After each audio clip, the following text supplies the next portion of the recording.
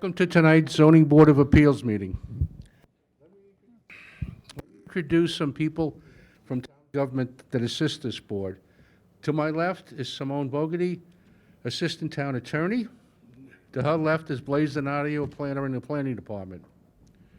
You're all here tonight seeking relief from the Smithtown zoning ordinances, and it's our job to try to help you achieve the relief you are requesting whenever possible. It's up to you to provide this board with precise and accurate information so we can make a decision based on the facts presented. This board must consider the 5 area variance considerations in order to render a decision, and they are as follows. Number 1, whether an undesirable change will be produced in the character of the neighborhood or a detriment to nearby properties will be created by the granting of the variance. Number 2, whether the benefits sought by the applicant can be achieved by some method feasible for the applicant to pursue other than the area variance.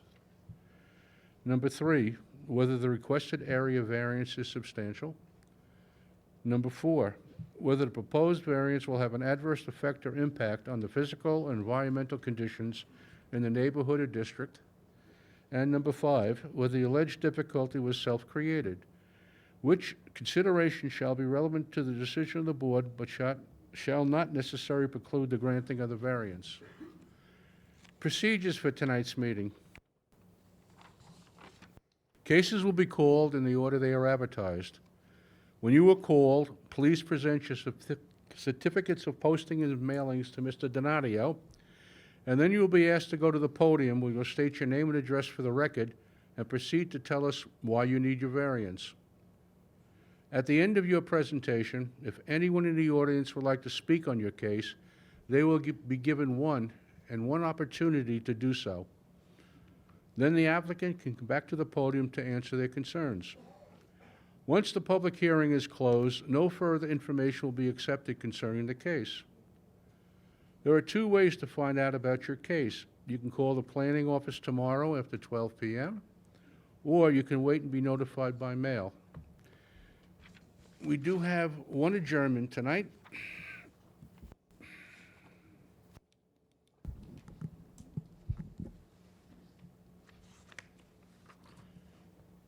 That is case 18725, Bassett Kaufman of Smithtown. Location, Middle Country Road in Wisconsin. That's the Starbucks in Wisconsin. That has been adjourned to February 28th, which is the 4th adjournment. It's the 4th and final adjournment for that particular case. That's the Starbucks in Wisconsin. We do have 2 other cases that have been withdrawn. First case is case 18605, Cafe Red, CRK Holding Group. That case has been withdrawn. And then we have case number 18643, Henry Hughes. That case has been withdrawn also. Thank you, Mr. Chairman. The first case on the agenda, case number 18837, Richard and Frances Maselli, 185 Maple Avenue, Smithtown. The location of the property is the east side of Maple Avenue, 244 feet north of Lawrence Avenue. The property is zoned R10. The applicant is requesting variances to reduce the minimum rear yard setback from 6 feet to 2 feet for an existing 150-square-foot shed, to reduce the minimum side yard setback from 12 feet to 9 feet, to reduce the total required side yards from 28 feet to 22 feet for an existing 614-square-foot rear deck. Good evening. Good evening. My name is Rich Maselli. I'm owner of this property at 185 Maple Avenue, Smithtown, and we're asking our expediter to handle this for us. That's Mary Ellen Curtis, and she's with us now. Okay, fine, thank you. Okay. My name is Frances Maselli, 185 Maple Avenue, Smithtown, New York. And again, we're asking Mary Ellen Curtis to speak on our behalf. Fine, thank you. Mary Ellen, can you state your name, spell your last name, give your address, please? Mary Ellen Curtis, Curtis, 22 North Creek Road, Northport, New York, 11768. Good evening, ladies and gentlemen of the board. I hope everybody is well. We come before the board actually with a deck that does not comply to the zoning. However, the deck will not need a permit. The house was built with a variance. The side yards were already established, and the deck itself keeps within the original side yard setback. And there is a shed that's in the rear of the property that is 2 feet over what would need a variance. So that's why we're here, and it is our hope that the board will take that all into consideration. Everything is existing and has been since about 2005. All right, thank you. Does anyone on the board have any questions on this application? No, thank you. Planning? No, thank you. Sabrina? One question. Sure.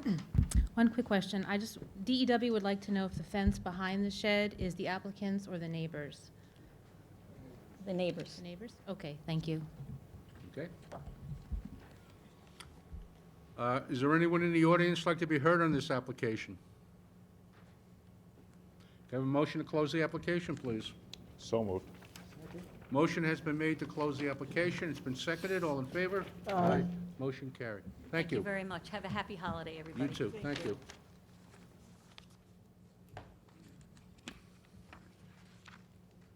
Blaze, before we start. I noticed some people came in late. We do have an adjournment, case number 18725, Bassett Kaufman of Smithtown LLC. That is the Starbucks in Wisconsin.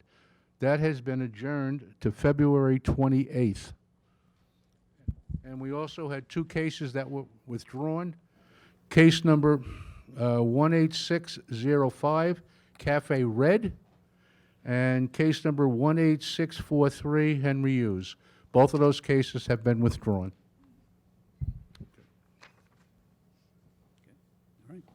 The next case on the agenda, case number 18838, Oresco 410 LLC, 410 Motor Parkway, Hauppauge. The location of the property is the northeast corner of Motor Parkway and Kennedy Drive. The property is zoned LI. The applicant is requesting a variance to increase the maximum height of a wall sign from 15 feet to 18 feet for 4 proposed signs. Good evening. Good evening. My name is John Seifert. I'm a partner in the architectural firm WSJS Architects.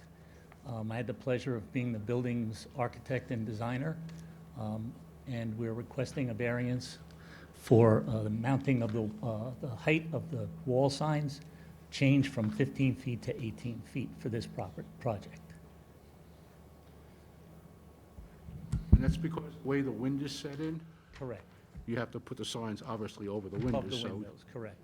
And the building is 64 feet tall, so, and the floor-to-floor heights are 16 feet, so that initiated the tall windows and the location of where the signage would be located. All right, thank you.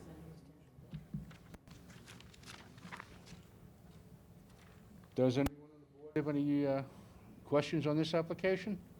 No, thank you. No, thank you. Planning? No, thank you. Is there anyone in the audience like to be heard on this application? Can I have a motion to close the application, please? So moved.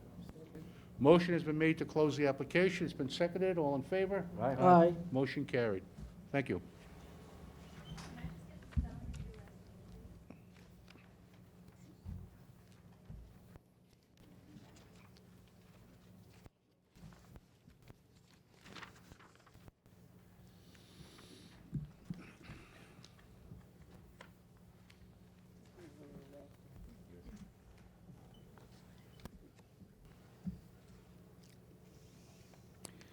The next case on the agenda is case number 18840, Melissa Leviton, 9 Ava Path, Comac. The location of the property is the north side of Ava Path, 428 feet west of Fisher Road. The property is zoned R10.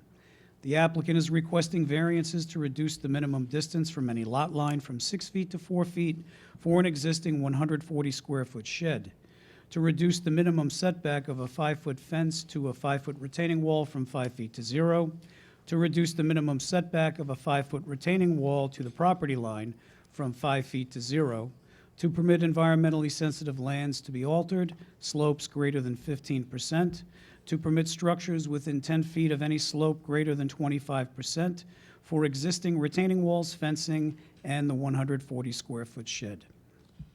Good evening. Good evening. I am Melissa Robin Levitan, owner of 9 Eva Path in Comac, and I've asked Joe Walker as my expediter to speak on my behalf. Fine, thank you. Thank you. Phil, again, could you state your name, spell your last name so we get it correct on the record, and give your address, please? My name is Joseph Walker, 270 Ronkonkoma Avenue, Ronkonkoma, 11779, spelled W-A-L-K-E-R. Thank you. Thank you. Mr. Chairman, members of the board, the retaining walls that we're talking about in part were existing when my homeowner purchased the property in 2014. They were in poor condition at that time. She did not have a CO and did not know that it required a permit or a CO at that time. The condition of the retaining walls worsened around the time of the pandemic. She had someone replace the retaining walls because they were in poor condition and perhaps bleeding onto the neighbor's property at that point. Did not realize that there was any permits and there was a height requirement for them. This came to light only in view of the fact that the homeowner did get a permit for a proposed deck and a proposed above-ground pool. The building department went there, recognized the retaining walls, was issued a violation, so part of this variance is to correct an existing violation that does exist. The retaining walls have been there for some time. There's been no negative impact with respect to the values of the adjoining properties. In fact, the adjoining properties have retaining walls that are similar without any difficulty to neighboring properties. So there's been no complaints. In part, it was self-inflicted because she retained someone that didn't realize there was a requirement with respect to a permit and a height requirement for the retaining walls. But otherwise, there's been no negative impact to the neighborhood with respect to home values, with respect to appearance. Retaining walls that are in the area. And you can see by the photographs that I submitted that the work was done in a professional and workmanlike manner. In view of the fact of this situation and the board's needs to balance the needs of the community and the homeowner, we hope that the board would look favorably upon the application. All right, thank you. In the rear of the property, does it slope down? It doesn't slope down now because it was built up, but to get behind there, to get behind the retaining walls, yes, it does slope does down. slope down. Yes. Thank you. Anyone on the board have any questions on the application? Is the fence on the wall now? I don't see it in the pictures. I beg your pardon? Is the fence currently on the wall? I don't see it in any of the pictures. The fence is below the wall, so it's not on the wall. So the fence is what I see.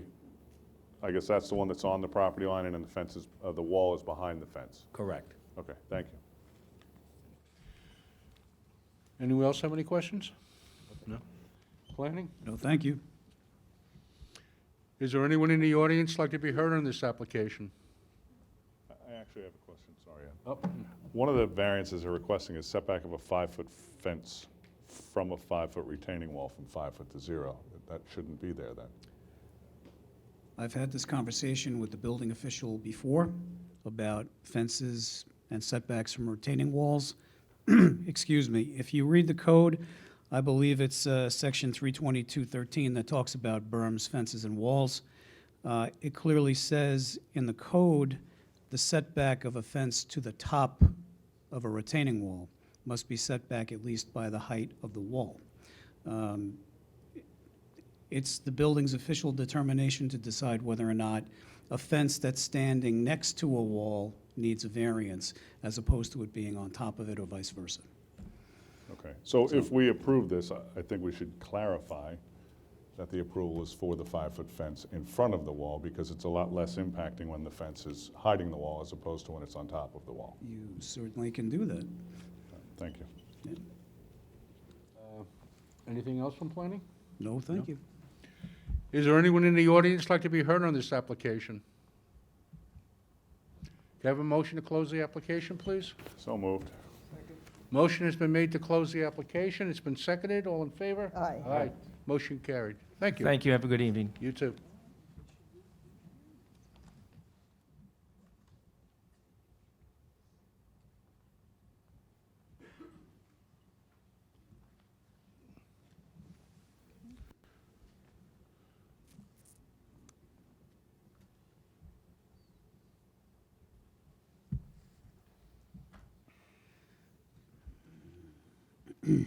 The next case on the agenda, case number 18841, The Rusted Nail, doing business as The Stone Goat, 552 North Country Road, St. James.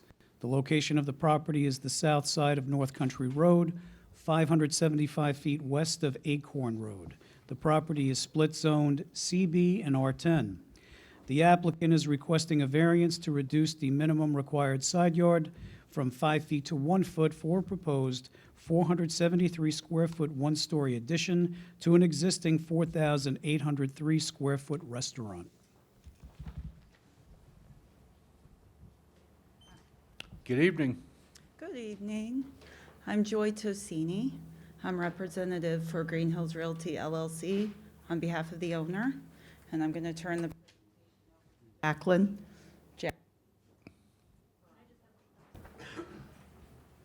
You need, could you, excuse me? Yes. Could you just spell your last name so we get it correct? for the record? Absolutely. Osini.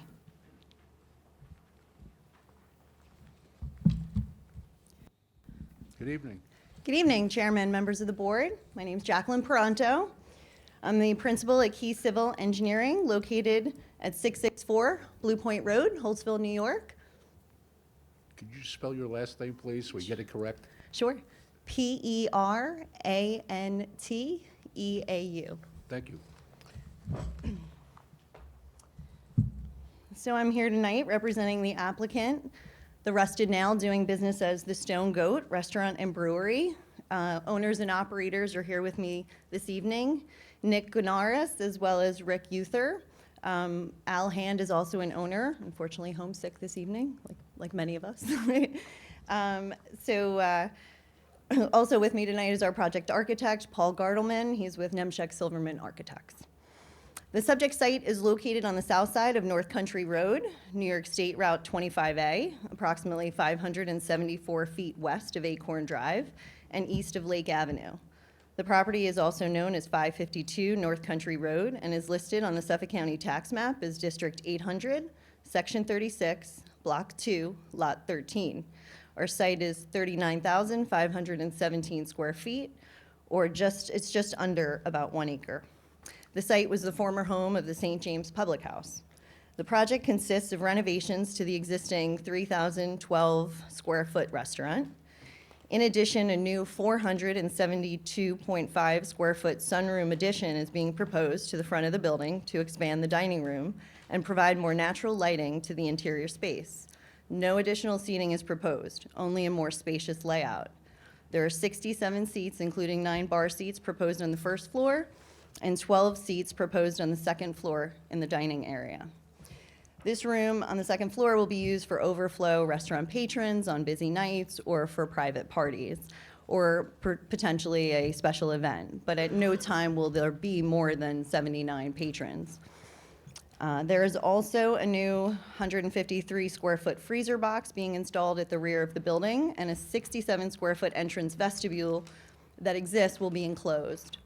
These building additions increase the first floor of the building to 3,704.9 square feet. The partial cellar will remain as storage space, and the second floor will also remain as a overflow room. There is a new 222 square foot rear deck that is also being constructed off of the room on the second floor. In addition to the renovations to the restaurant building, the tenants are proposing to renovate the small structure located behind the restaurant from an office use to a microbrewery. This building is 554.34 square feet. The building will be able to house 6 steel processing tanks, each able to make about 2 batches of beer in 1 month. It should be noted that this is not a typical beer brewing process. The process is already started with wort, where additional additives would be added, so there's less waste and byproducts. Approval of the process waste system will be under review at the Health Department. The rear office building, 665.6 square feet, will remain and will continue to be utilized by the property owner as their office. In addition to building improvements of these 2 structures, the tenant will be providing a new patio area in the front yard with seating walls and a water fire feature. This area will include decorative lighting at around 12 foot high, as well as landscaping in the front. The remainder of the site will have area lights at a maximum of 30 foot. The parking lot will have new site drainage designed in accordance with the town standards of a 3-inch rainfall. In addition, the parking lot will be further developed from its current state to have perimeter curbing and asphalt parking lot, as well as additional perimeter plantings and buffered evergreen trees around the trash enclosure located at the rear. The total parking required for the office and the microbrew and the restaurant is 57 stalls, of which we are proposing to develop 30 stalls and propose 27 to be land banked. This will allow the rear of the site to remain vegetated unless the need for additional parking is evident, at which time Town Planning Department can mandate that they be constructed. Further improvements to the site frontage along New York State Route 25A is also required by New York State DOT. We just recently received a comment letter from them where indicating that new curbing and sidewalk, as well as a conforming access drive, will all be installed and proposed. We're here tonight seeking relief for a side yard setback to the restaurant addition along the east property line. The east side of the property is adjacent to a shopping center also owned by Green Hills Realty, LLC. As per zoning code section 322-9A, the required side yard setback is 5 feet, where 1.1 foot is provided. The current building has a side yard of 1.1 foot. The addition proposes to tie into the same front left corner, the northeast corner of the building, and extend outward to expand the dining room area. As such, the setback of the addition will range from 1.1 foot to 7.8 foot. The variance would not create an impact to adjacent properties, nor is the request substantial, as the addition does not project further into the side yard than the existing building. The benefit cannot be achieved by any alternative. Based on the current building location, entrance, and current floor plan, the addition is located adjacent to the building entry and placed to extend from the current dining area. Further, the addition is a prefabricated sunroom with set dimensions, 31.5 by 15. The addition has an open feel constructed of glass and metal frame and is located as far away from the side lot line as feasible. The variance would not cause an adverse impact to the environment. The building addition does not propose to increase the number of seats from the prior restaurant, and as such will not increase the traffic or sanitary demand currently approved for this site. Further, the building addition will not project further into the side yard than the current building, and it is compliant with the front yard setback. It is more than compliant, 10 foot required, 21.2 foot provided. The difficulty of this variance was not created by the applicant or the former owner. The applicant is looking to improve the current building and expand the dining area to provide a more open atmosphere. The alignment of the current dining room necessitates the location of the addition and was not created by the applicant, as it was the current condition within the building and prior restaurant. Further, the current building is set 1.1 foot from the side lot line, another condition not created by the applicant. That concludes our presentation. Should the board or public have any questions, we're happy to answer them, as all of our representatives are here. Okay, fine. The 1 foot variance you're asking is just in one corner on the building, That's correct. just in one corner. Correct. The average is actually 4.45 feet if you average the 2 side yard dimensions. Okay, thank you. Does Anyone on the board have any questions on this application? No, thank you. No? Planning? No, thank you. Sabrina? DEW has the following comments. The current application exceeds applicable Suffolk County Department of Health standards with regard to sewage design flows. The applicant states that the proposed sewage flow is grandfathered. This department has notified the applicant's representative of their need to provide documentation in support of that claim. In order to ensure full compliance with SECRA and the consideration of all potential environmental impacts associated with this proposal, this department wishes to consider information presented by the applicant as well as any comments received from the public. Therefore, a decision will not be made tonight. All right? Understood. So there'll be no decision tonight till you provide them with the information. Understood. I didn't receive a formal correspondence from It DEW. was just sent, it was just sent yesterday to Mr. Gunaris. Okay, thank you. All right, then? Okay. Is there anyone in the audience who'd like to be heard on this application? No. Can I have a motion to close the application, please? So moved. Motion has been made to close the application. It's been seconded. All in favor? Aye. Motion carried. Thank you. You too.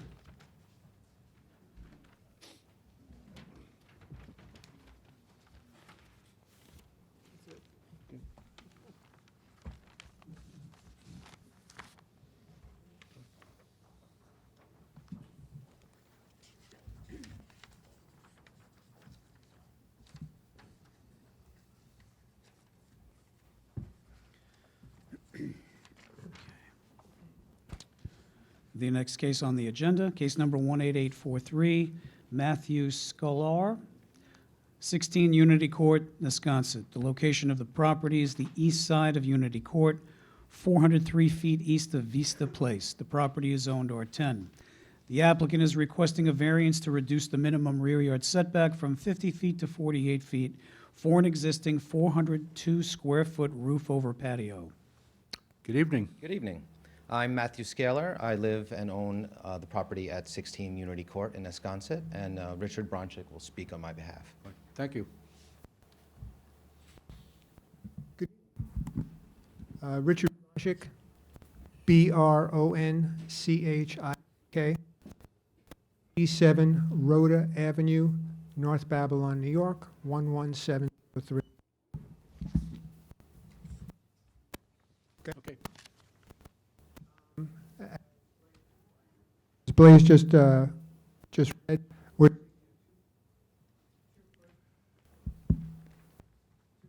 yard roof. Maybe turn it up a little bit. Smack it. Yeah. We'll try it. Let's see. Thank you. As you can see, this is it works. This is an odd-shaped lot. And this was 2016. The contractor was apparently unaware that the lot line in question is a rear yard and not a side yard. Can you see that, Mr. Chairman? Yeah. The structure is in the rear yard of the property and not visible from the street. Due to the distance from neighbors' properties, the foliage, if you could see from the photos, it's not visible or barely visible by the adjoining properties. And it doesn't appear to be any environmental impact or impact negatively the character of the neighborhood. I'll be happy to take any questions. All right, thank you. Does anyone in the board have any questions on this application? No, thanks. Thank you. No. Planning? No, thank you. Is there anyone in the audience like to be heard on this application? Can I have a motion to close the application, please? So moved. Motion has been made to close the application. It's been seconded. All in favor? Aye. Motion carried. Thank you. Thank you. Have a good evening. You too.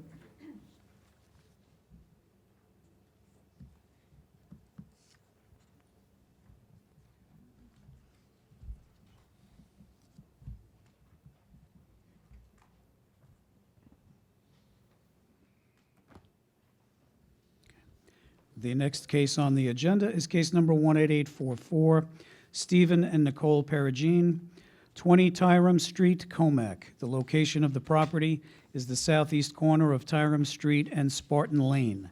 The property is zoned R10. The applicant is requesting variances to reduce the minimum side yard setback from 12 feet to 0 for an existing 432-square-foot garage addition, to reduce the minimum distance from a rear lot line from 6 feet to 0 for an existing 234-square-foot shed, to reduce the front yard setback on Spartan Lane from 10 feet to 0 for an existing 6-foot fence, to increase the maximum permitted paved surface in the required front yard on Tyrem Lane from 25% to 40%, which is existing, to reduce the distance to a lot line on Tyrem Lane for an existing front yard paving from 1 foot to 0, to increase the maximum permitted paved surface in the required rear yard from 25% to 51%, which is existing. Good evening. Christina Bravin, Morano Expediting, 2938 Hempstead Turnpike, Levittown. Last name is B as in boy, R-A-V-I-N. Submitted power of attorney to the office. All right, thank you. Should be on file. It was dropped off, okay. Okay. So as mentioned, these are all existing structures. Nothing is proposed. These have been there for several years. The owner was before this board in February of 2019 with this exact application. We were not involved in the filing of that application or the presentation to the board.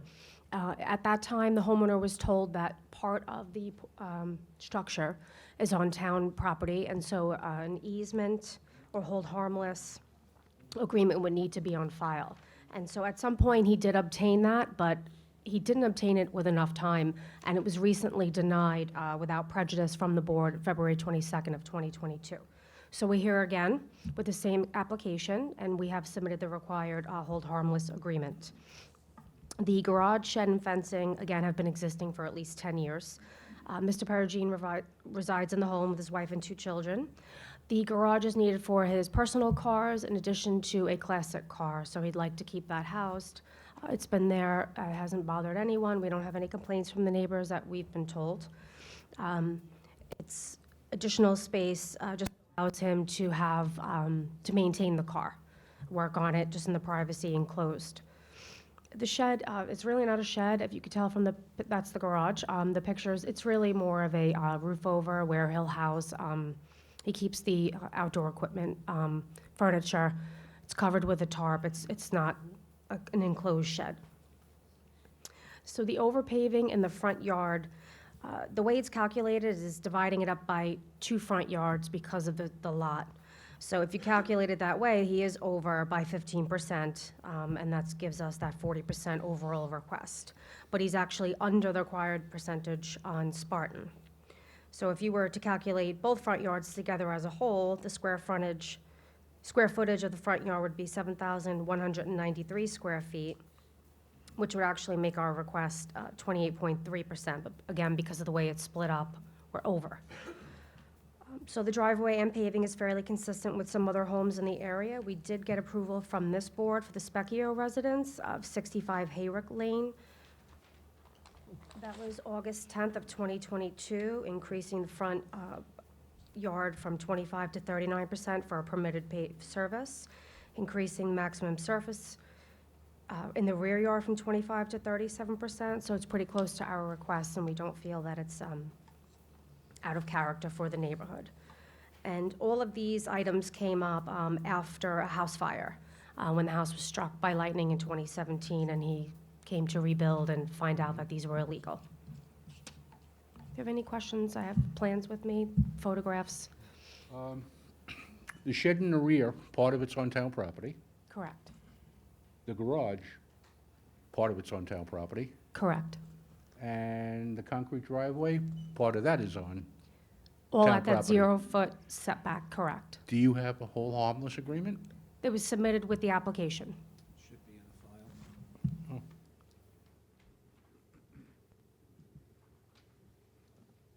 You did submit one, though? Yes. Okay.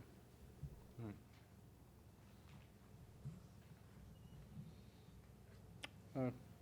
Anyone on the board have any other questions? So there was a fire in 2017 or 19, you said? 2017. And was the structure reconstructed?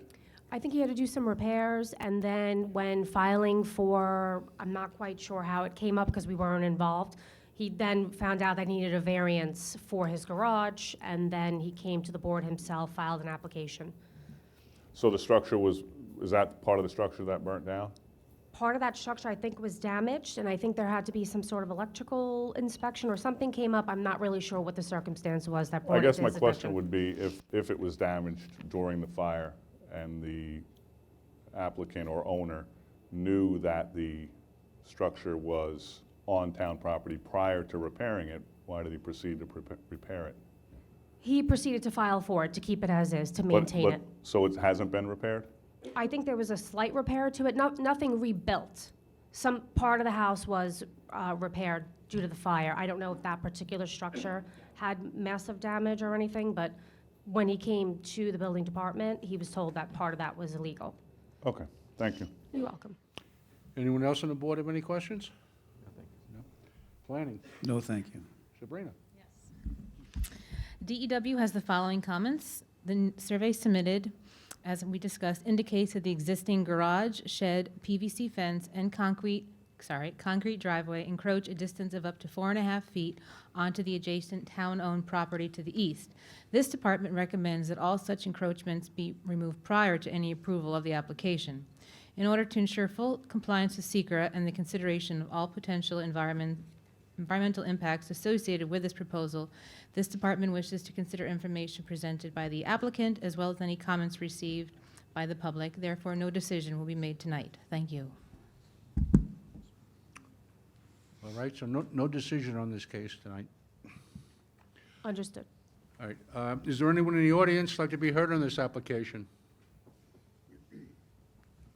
Can I have a motion, excuse me, to close the application, please? So moved. Motion has been made to close the application. It's been seconded. All in favor? Aye. Motion carried. Thank you. Thank you.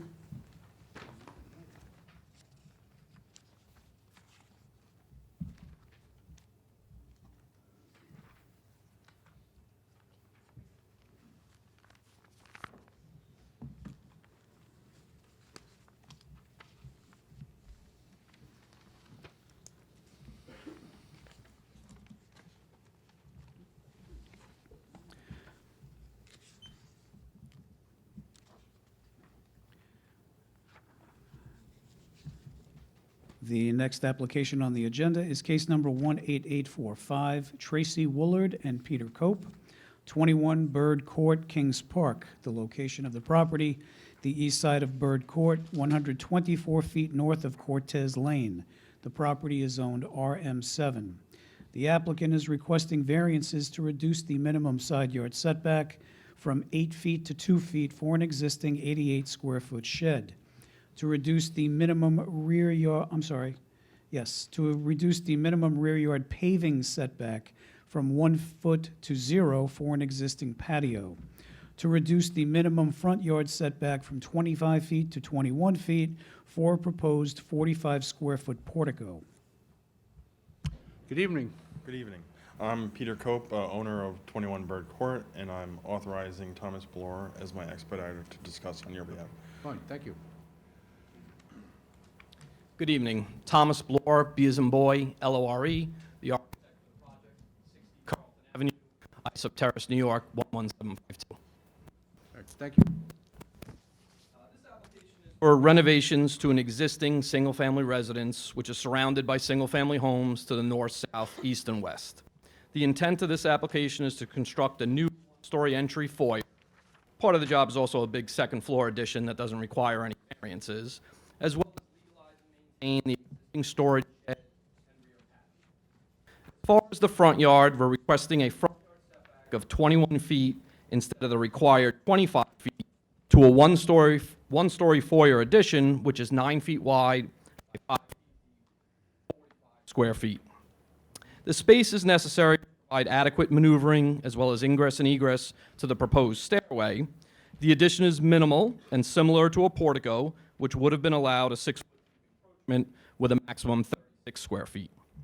Bird Court is an irregular curved street and has approximately 11 feet of grass from the front property line to the curb's edge. Therefore, the foyer appears to be at a much greater setback.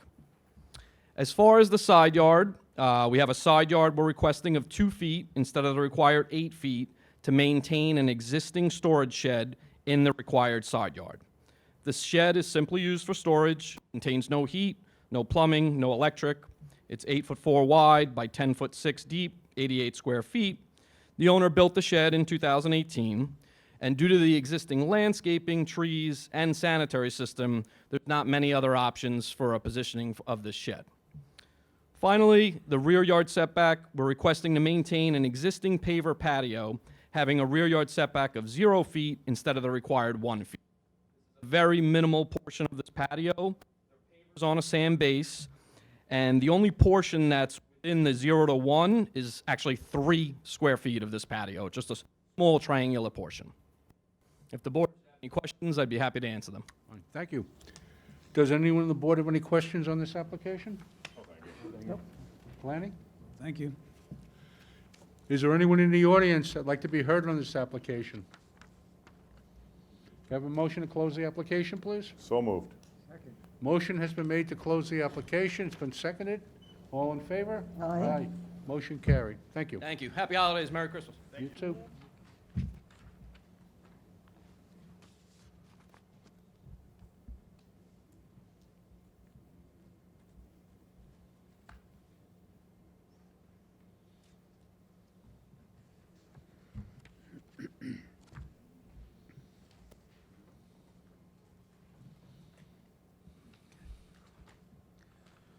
The next case on the agenda, case number 18846, Brian P. Taggart, 3 Kemper Court, St. James.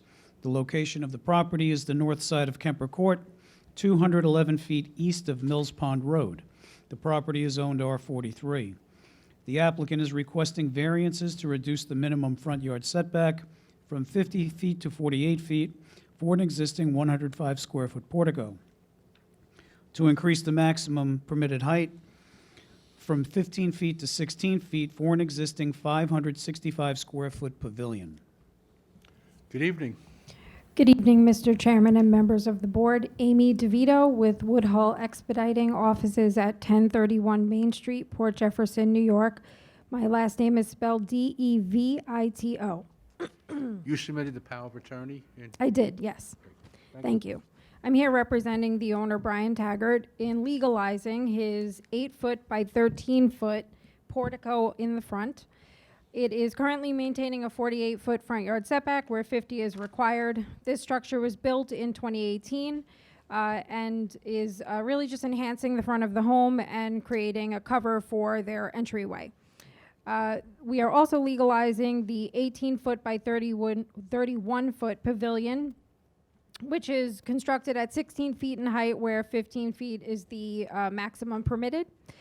The reason for the 1-foot height increase was because of the span of the actual structure. It is a completely open pavilion. We did submit some pictures of it and the plans. It just houses an outside entertainment area, and while it is a foot higher than what's permissible, it is still maintaining 31 feet and 47 feet in the rear and side yard setback, so not creating any type of detriment to the neighbors. This structure was built in 2020. There is no known negative impacts on the environment. Both structures have proper gutters and leaders. So they're not creating any type of drainage or roof runoff issues. We also do have some comps just from within this zone and neighborhood that I will hand into the board for the record, and then I'm happy to answer any questions the board may have. Thank you.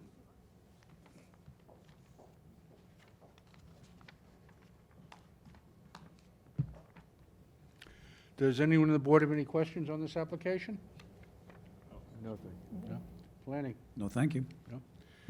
Is there anyone in the audience that'd like to be heard on this application? Can I have a motion to close the application, please? So moved.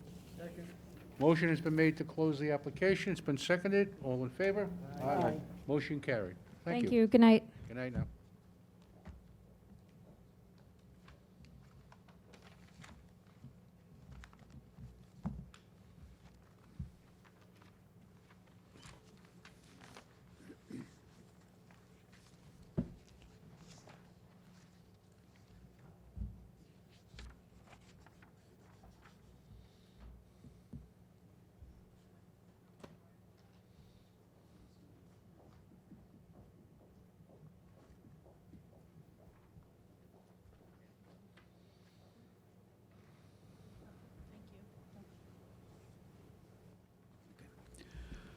The next case on the agenda, case number 18847, Robert and Virginia Freilicher, 26 Astor Court, Comac. The location of the property, the southwest corner of Astor Court and Verbena Drive.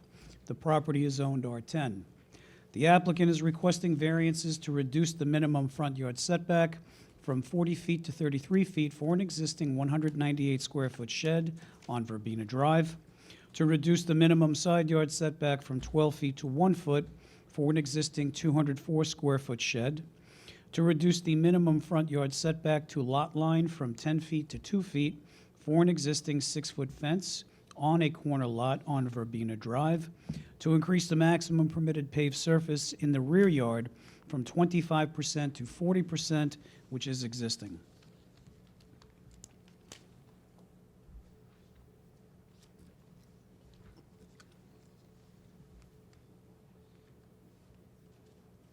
Good evening. Good evening. Board members, I'm here tonight to request your permission to keep an existing 6-foot fence. Excuse me, can you just introduce yourself, please? Oh, I'm sorry. Robert Freilicher, 26 Astor Court, Comac, New York, 11725. Thank you. You're welcome. So I'm here to request your permission to keep an existing 6-foot fence, 2 sheds, and a rear paver patio.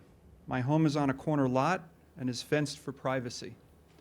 The fencing is not obstructing any views from the street for drivers, and the fence also acts as my pool enclosure.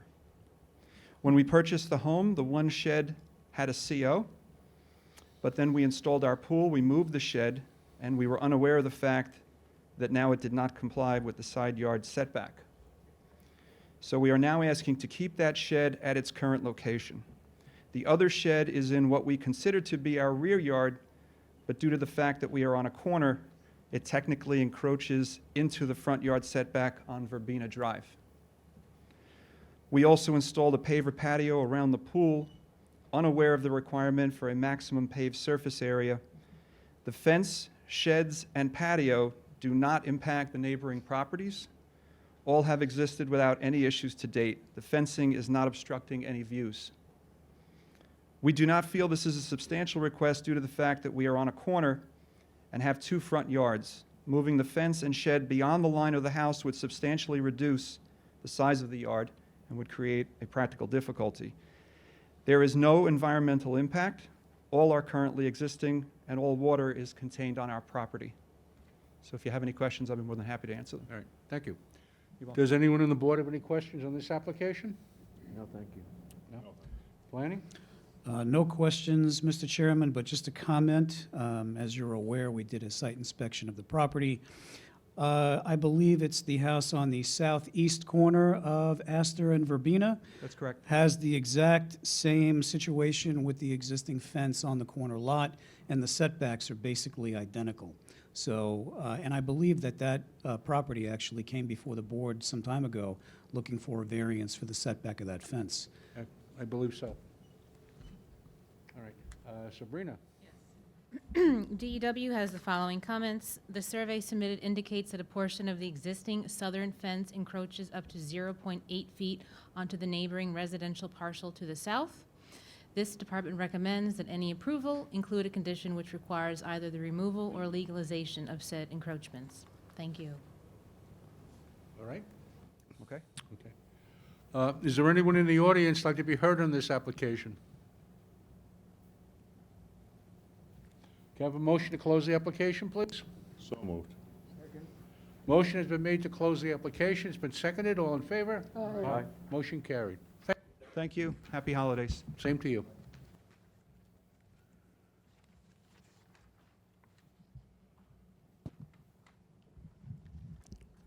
For those of you who came in late, case number 18725, Bassett Hoffman of Smithtown, the Starbucks in Wisconsin, has been postponed, or adjourned rather, to February 28th. Is there anyone here for that? No? Okay, thank you. Mr. Chairman, a question for you. The next case, case number 18839, 2061 Jericho LLC, care of Park 2 Management. The application contains 24 variance requests. Does the board want me to read all of the variance requests into the record, or do you want to put the advertisement of the case into the record as? Let's just put the advertisement into the record, because I'm sure we're going to go over each and every variance. Each and every one. Okay, So, thank you.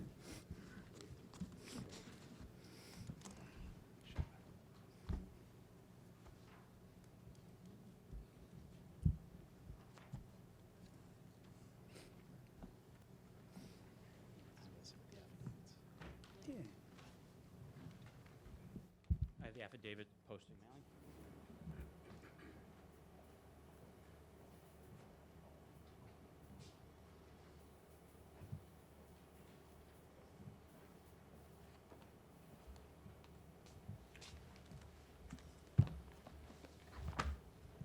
good evening.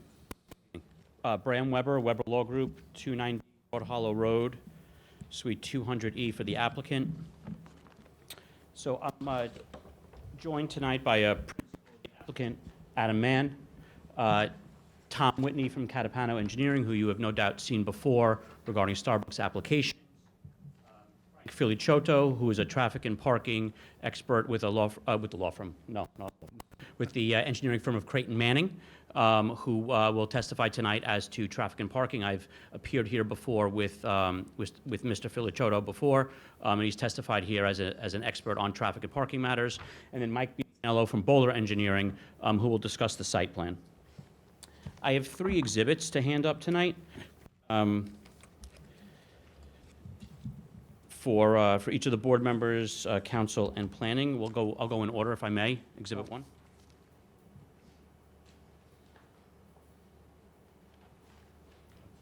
Okay. Thank you.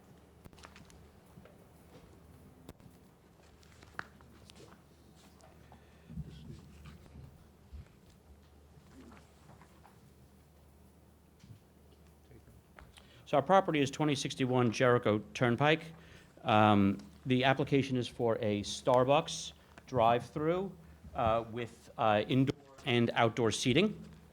What I'm handing you right now as Exhibit 1, we'll go through very quickly, but just to give you an orientation as to the property, the first page is an aerial overview of the subject site. As you can see, it's an oversized site for a Starbucks, which really makes this and really ties into the theme of tonight's presentation, which is a very well-functioning and very appropriately located Starbucks for a drive-through. As you can see from the aerial, and I'll be more specific in a moment, immediately to the east is an existing Starbucks that has a drive-through. And on the aerial, it's obvious as to the difference in the site. This will be a relocation of the current Starbucks with a drive-through to what we believe is a larger and more appropriate site. Page 2 is the existing conditions. This is a vacant retail store. That building that you see there will be demolished and the property completely redeveloped. The next page just illustrates what I believe will be a common theme tonight, which is the current site, while originally well-suited for a Starbucks, just is no longer serves its function as a good site for a drive-through. The site itself gets backed up. This is an example of kind of a current condition and an often condition, and many times, as I've experienced personally, at the subject site, which is immediately to the west, that is actually used as an overflow parking lot for the current Starbucks. What basically occurs on site is the drive-through at the current Starbucks is busy. It's difficult to pull into the parking lot. The parking spaces aren't used, which again is an example by this aerial. And the overflow parking is actually from our subject site, and people then walk to the Starbucks. So we believe this relocation will be overall more beneficial to the area. The next page is a site in Belmore that was developed by Mr. Mann and his team, and I want to just use this as an illustration. We were here before with the same applicant for an expansion of a retail center on Nesconset Highway in Lake Grove, which this board heard many months ago. We're finally through the health department, and we'll be back here for a vote hopefully shortly. But the point of that hearing was, and the point of the hearing again tonight, is the quality of the development that the town is going to get. So if you flip to the next page, that's the redeveloped Belmore site.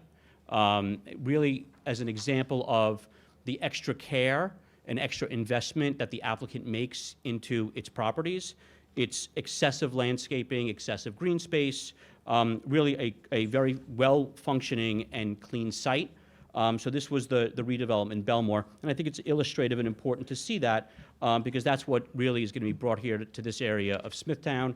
It really will raise the bar for Starbucks development within the town. So there are 3 pictures with that exhibit. So turning to our current site, it's the next set of exhibits.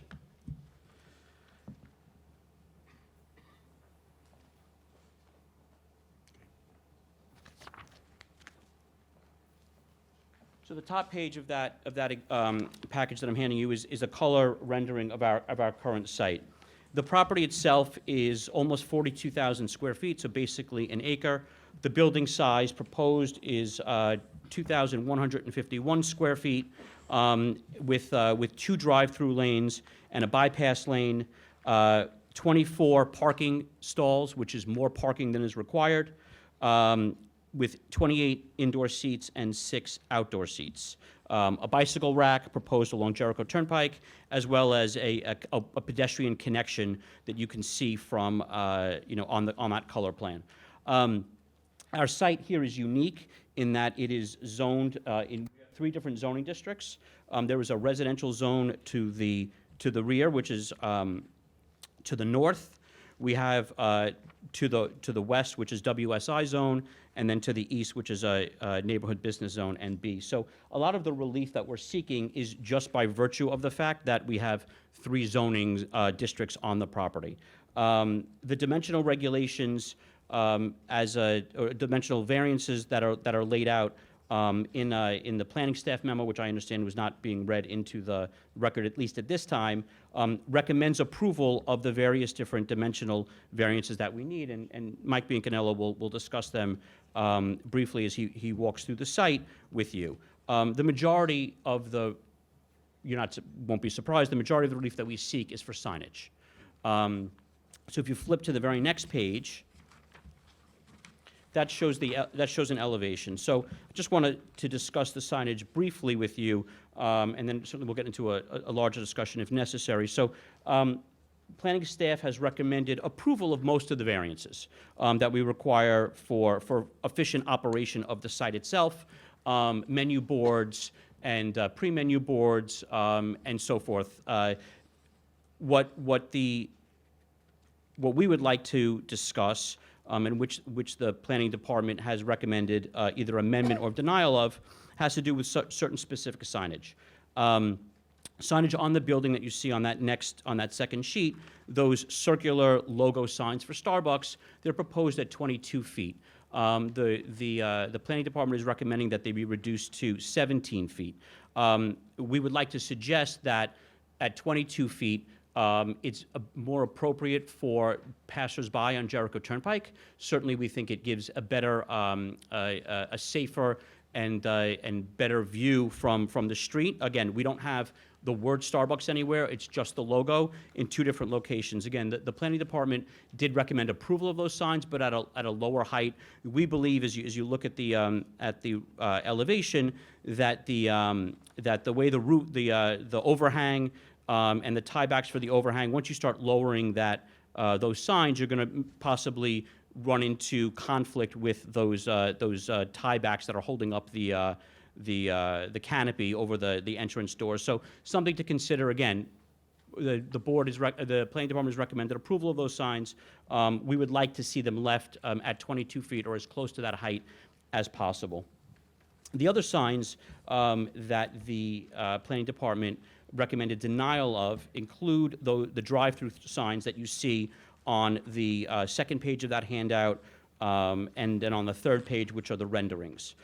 We believe those signs are important. They're not advertising signs. They're black and white signs that say drive-through. They kind of are directional around the building and help, we believe, give motorists an ability to understand the drive-through queue and how to get through the site.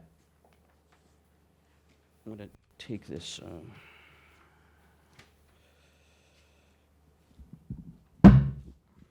And as we're looking at the overall, the site plan here, so again, orient the building, Jericho Turnpike, the logo signs in this location and this location that I just discussed, which are those circular logo signs, and then the drive-through signs, which are 3 that are around the building, which provide, again, direction for drive-through.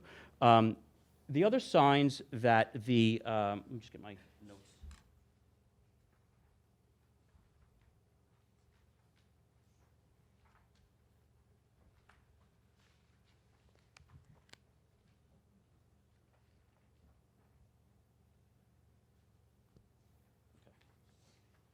So the other signs that the Planning Department recommended denial of, and I'll go in order. I've already addressed the drive-through, which are signs 3, 4, and 5 along the sides of the building, again, which we would request be considered be for approval as they provide a directional around the building. The other signs appear at the entrance. Sign 7, which is a directional drive-through as well at the entrance. We believe a sign up on Jericho Turnpike indicating that there's a drive-through and the entrance is here is good for overall safety. Starbucks itself was requested by the town to remove its proposed pylon sign and replace it with a monument sign. They agreed to that. There's no real height or no signage other than what's proposed for the building that really identifies the site as a Starbucks. Again, it's a relocation. So to orient motorists to the new location, that sign, that monument sign, was recommended for approval. There's an additional drive-through sign in that area that we would also request be approved. There are 2 signs located in this general area that say drive-through. We would agree with the Planning Department that and certainly those are probably signs we could do without. They are at the entrance to the drive-through, and we believe that we agree that those signs are probably extraneous in that location. The only other sign that we would request the board consider approving that the Planning Department recommended denial of is this sign right here, which is sign number 18, which is a sign that says merge and yield. This, as is being proposed for Starbucks now in multiple locations, are 2 drive-through lanes. The drive-through itself ultimately comes into 1 lane, but there is a moment where there actually has to be a yield and a merge. So the Planning Department was recommending denial of that sign, but we do think that those are important instructions for motorists in this particular location. So we would request, again, specifically signs 1 and 2, which were recommended for approval by the Planning Department, but at a lower height of 17 feet. We would request either an approval at the originally proposed 22 feet or some number that the board is comfortable with at a height as close to 22 feet as possible. We would request that signs 3, 4, and 5 be approved, which again are the drive-through on the building. And we would request that the yield and merge sign at number 18 also be approved. The Planning Department also recommended denial of sign 17, which is an exit only and thank you sign. If the Planning Department doesn't want us to be polite and say thank you, we're okay with that as well. But we would certainly like to say thank you to the guests that have come to the site. And I just have one more.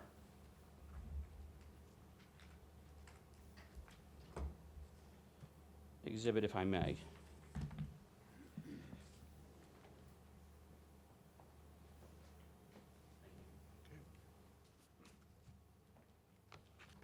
So again, I think just showing the commitment of the applicant to the community and to a positive development. The applicant met with the only 3 houses which directly abut the property itself.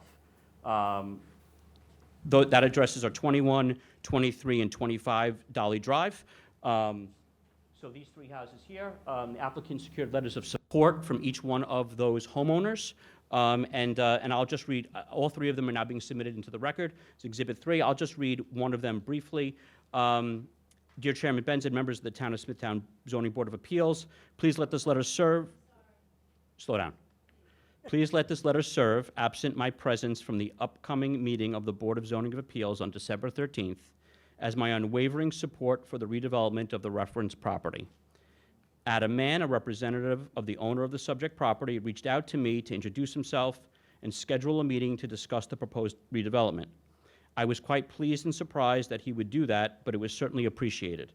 Adam provided me with the attached site plan, which is this plan here, and he gave me a comprehensive overview of the project. It is clear that the design of the site took into account the fact it is bordered by residences, for example, generous buffers, extensive landscaping, all new fencing, etc. This project will be a welcome addition to the community, will beautify the subject property, and will restore productivity. I urge you to approve this project. Similar letters were submitted from the other two neighbors as well.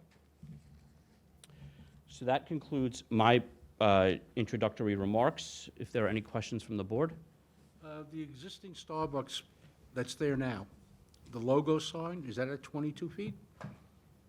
I don't know the height of the logo sign on the existing Starbucks. I do know it's a shorter building, so it's possible that it's a lower height just by virtue of the height of the building. Okay, thank you. Okay, so, Mike, please. Good evening. Good evening, Mr. Chairman and members of the board. As Mr. Weber had said, we're here for a proposed... Introduce yourself. Oh, I'm sorry. Mike Biancanello, B-I-A-N-C-A-N-I-E-L-L-O, Bowler Engineering, 275 Broad Hollow Road, Melville, New York.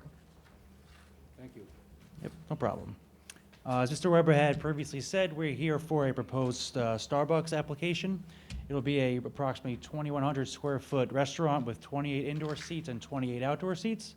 It'll be accessed from Jericho Turnpike via a full access curb cut, and as well, we will be providing a pedestrian access for people to walk to the store from Jericho, as well as utilize the bike rack.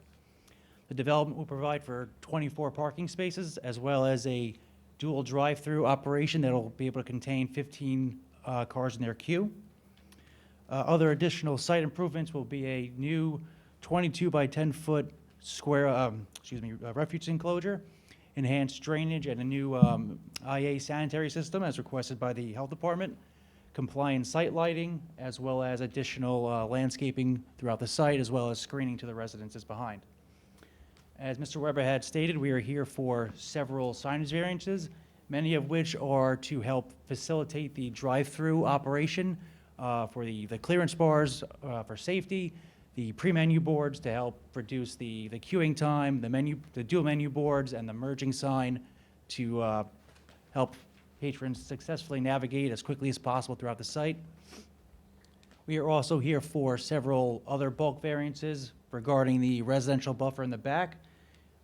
These include the setback to the refuse enclosure from 10 feet to 6 feet, the setback to residential for the drive-through queue from 50 feet to 4 feet, as well as the landscape buffer from 25 feet to 0 feet. As Mr. Webb had also said, this site is unique in that it incorporates 3 separate zones.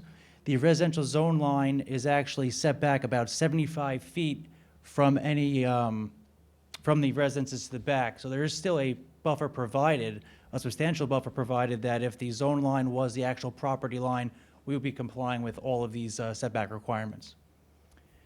If the board has no other further questions, I can pass the hearing testimony off to Frank Feliciotto to indicate how the traffic and parking will work. Just point of fact here, this is the residential zone line. So when Mr. Biancanello talks about parking in a residential zone, it's not really parking, it's just the drive aisle. We actually had land bank parking proposed, but because we're over on our parking requirement in any event, so when we talk about zero, relief for zero distance to setback, it's only because of this line. This is actually going to be the landscape buffer to the residential. It's only that the residential, this area is R10, so that's the specific relief that we're referencing. Yes, thank you for clarifying that.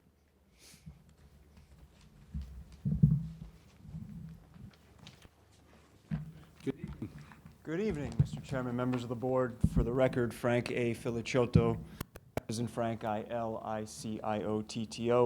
with the firm Creighton Manning Engineering. It's good to see you all. It's been several years since I've been in front of this board, but it's nice to be here. Just to reiterate a little bit about the site, normally when I get up and talk traffic and parking, I'm usually talking about a site that is new to the area. This is unique in that we're really just kind of mirroring from one site to another and trying to improve the underlying condition by virtue of having a larger site to work with. What we have on the existing site is about a 1,750 square foot, up about 400 square feet. And that will accommodate the modern amenities that Starbucks offers. So you're looking at generally a similarly sized building, albeit a little bit bigger, but nothing extraordinarily different in terms of traffic and parking. There's a captive audience. This is a well-established store. So the people that are visiting this store now are likely to be the same customers once this store is built. It's on the same side of the road, so the traffic trends in the morning, if you think about Jericho Turnpike in the morning, heavy westbound flow, it's that same right in, right out maneuver during the peak time. We did have an opportunity to study the existing site during the peak hours, AM, midday, PM, and then again on Saturday, so we have an understanding of how much traffic goes in and out of that site. It is a very successful site from a traffic standpoint. The problem is, and as Mr. Weber alluded to, it's on the smaller side. So just a few facts about that. The current drive-through stack on that site is only 10 vehicles before it starts to interrupt the flow of traffic at the throat of the driveway.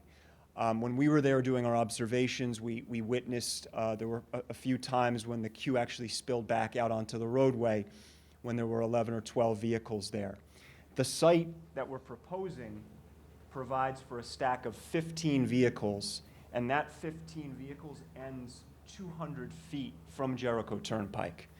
So if it were to ever spill back beyond 15, and that's generally the queue that Starbucks expects to be the worst case, you would still have another 200 feet of space before you ever interrupted any flow of traffic on Jericho Turnpike. So from a site design perspective and queuing and safety, the proposed site is much superior than the existing one. Additionally, there's 100 feet after the window. A lot of times people like to collect their things. They get sorted. Do I have the right order? Did I get my change? They have 100 feet of space to do that after the drive-through window. And I think most importantly is there's 2 ordering points at this site. So Starbucks employees inside can basically run 2 orders at once and process those orders simultaneously, whereas now it's a serial operation. You have to wait in line. It all funnels down to one lane. There's still only one point of sale, but if you can get 2 cappuccinos going, you could see how the process would be made more efficient.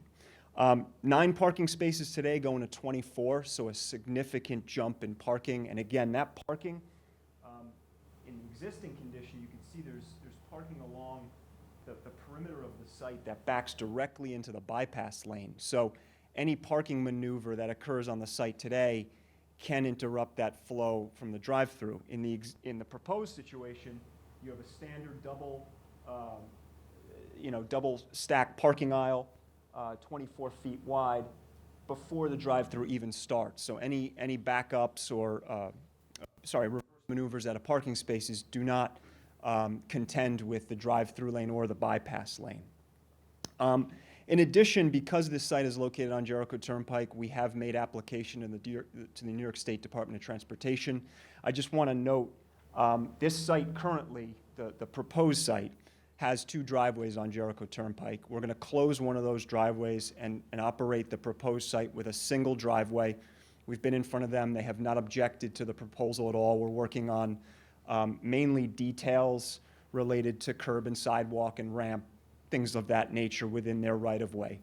But essentially, you're removing a conflict point on a state highway, going from 2 driveways to 1. That's all generally seen as positive when it comes to the DOT. So we're working through that process in parallel. Overall, I think from a site design and traffic perspective, you have a much superior plan, much more superior plan than the existing condition, and just the queue functionality with the drive-through will really work well when you compare it to the existing condition. Happy to answer any questions that you may have. That'll be all for my direct testimony. I have a question. Sure. How do you calculate your queuing? Is it a certain time per car? I know Starbucks is a unique entity. I've seen cars there for a while, waiting, and then the next guy real quick. So I guess it depends on kind of what you're ordering. Correct. In general, is there a time? Yeah. So Generally, is 15 cars adequate? it is. 15 cars is adequate. And the benefit of a site that has 24 parking spaces is that a person now has a choice. If they pull up and they see the back of the queue here, and there's plenty of parking, which we're well parked, you can do that math and say, you know what, I'm just getting a quick black coffee, nothing complicated, I'll run inside. But yeah, the order is dependent on obviously what you're ordering, but industry standard, usually 2 to 3 minutes is a goal. And obviously that could be less if no one's there, and it could be a little bit more, but that's how they calculate the amount of queuing that they need. And again, we have that significant space from the back of the queue that if there is an unforeseen event, you have capacity on the site, and you're not going to interrupt the flow of traffic on Jericho, which no one wants. So, Thank you. you're welcome. Is that the end of your presentation? It is. I'm sorry. It is. Okay. Thank you. Can I open up to the board, Bram? Sure. Okay. Does anyone on the board have any questions on this application? I guess my question would be for Mr. Filicciotto. A lot of times when we get an application for Starbucks or any restaurant that has a drive-through, we have a site plan that shows the cars in the queuing lane. Yes. This one doesn't have that. Do you have one like that? The site layout plan, sheet C301, has the vehicles on there. Sheet 301? Sheet C301, it was part of the site plan set, so it's not on the rendering. You have it? The big one? Great. I'll let him open. Oh. I just want to say.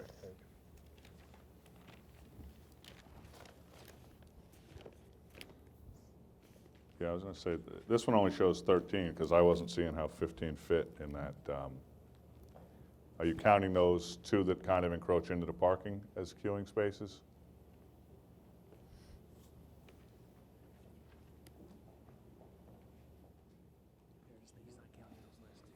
We are counting those last two.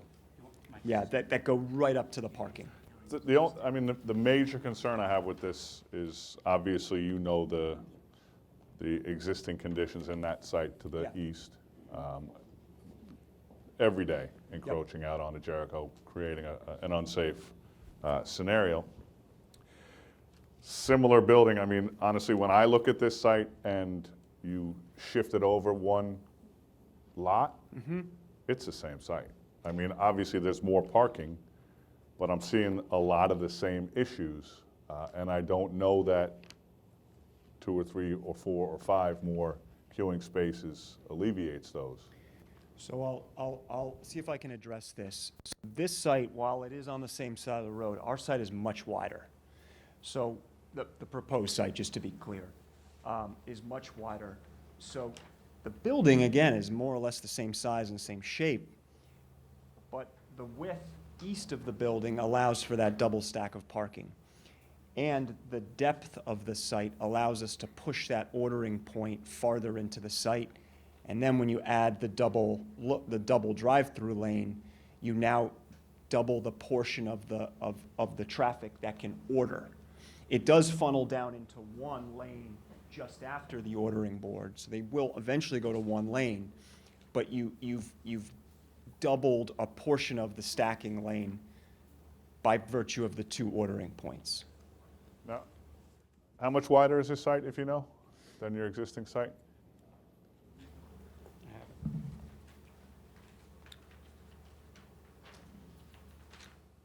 We have it, just, I apologize, I don't have it on the tip of my tongue, but So we have. we're about 158 feet wide now. Yep. Compared to. The subject site that we're talking about is approximately 159 feet in width. and We double the size and overall acreage. and the site is approximately double the size and overall acreage. So I'm just taking a rough measurement here. It's 100 feet. So you got about an extra 60 feet, 59, 60 feet Correct. of area. One of the suggestions, I guess, on the planning advisory report was to eliminate the parking in the residence district, was that? There was, in the original proposal, there was proposed land banked parking in the residence area. And based on the way the site works and the amount of parking that they're actually providing, which they're providing more parking than they're required to, we didn't feel that there was any need to have land bank parking in the residential area. Okay, for some reason, I thought the same thing you guys did, that you were suggesting not to have that bypass lane, which I think would be a problem. Well, originally, we would have liked to have seen them stay completely out of the residential area, but the bypass lane is needed, and that's really what goes over the boundary line. Okay, I just misunderstood, thank you. Thank you. You're welcome. Any other questions from the board? No? Planning? Yes. I just want to make one more brief statement, if I could, just based on the example that I gave you of the current site in Belmore, just for illustration purposes, as you contemplate the question of our request for the drive-through on the building. I mean, picture tells 1,000 words. So the pictures of the Belmore site include the disc shapes at the height that we're requesting, the 22 feet. And additionally, the drive-through, you can see what we're proposing with the directional on the building. So if you look at the building on the aerials that we provided you from the Built Belmore site, you're looking at basically the height of the sign that we're requesting, as well as that additional drive-through sign. So just something to think about. I wanted to bring that to your attention. That was approved for this location. That's certainly not meaningful to this board, but at least an illustration as to what we're requesting, you can see. In Belmont, that's a single drive-through, though. That's Right? It's a correct. single. Correct. Yeah. I'm just talking about the sign Oh, itself. no, I just wanted to make sure. Yes, that's exactly right. Okay. All right, thank you. Planning? Yes. So as the board is aware, we did prepare a planning advisory report. We did a review of the application. And as Mr. Weber stated, we did recommend approval of a number of variances, particularly for the signage. But, I just want to clarify, Mr. Weber doesn't think that we're very friendly people, and I just want to say, yes, we are. We say thank you and please, and we do all that good stuff. We just don't have signs that do that. We do it ourselves. So in any event, a couple of things that I wanted to address. Number one, starting with the signs.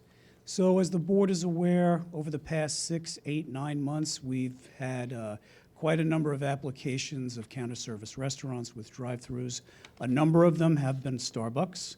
One of them, or two of them, based on my recollection, was a Dunkin' Donuts.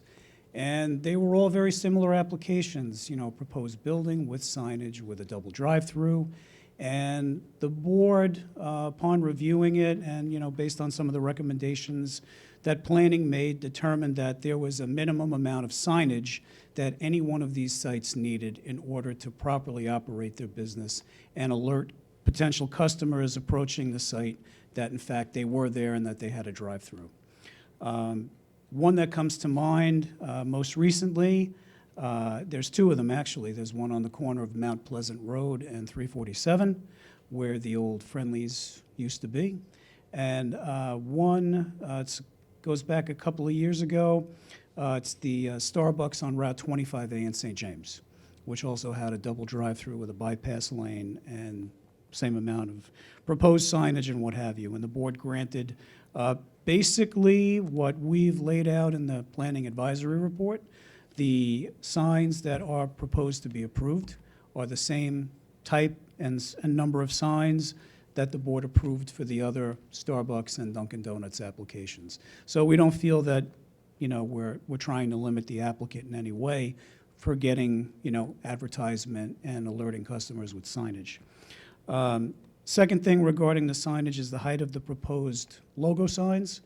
On the south elevation and east elevation of the building, we do realize that the building is taller than the existing building. This proposed building, I believe, is about 26, 27 feet in height, and the signs are proposed to be at about 22 feet. There was a recent application for another Starbucks within an existing two-story office building on Vets Highway, you may recall, in Comac. The building is 2 stories, but about 32, 33 feet in height. The proposal was to put the Starbucks logo signs on the east and west elevations at about 29 feet. We felt that was very inappropriate, and there was no reason why, even based on the elevation of the building, they couldn't maintain the maximum height requirement for the signage. And the board agreed with that assessment, and that site was approved with signs not to exceed 15 feet in height, which is what the code requires. We're looking at this site. It's a little unique because the architecture is a little bit different, and we're trying to accommodate the applicant and also try to, as best as we can, keep the site as compliant as possible with signage. So we did move it down. If you could just bring up a picture.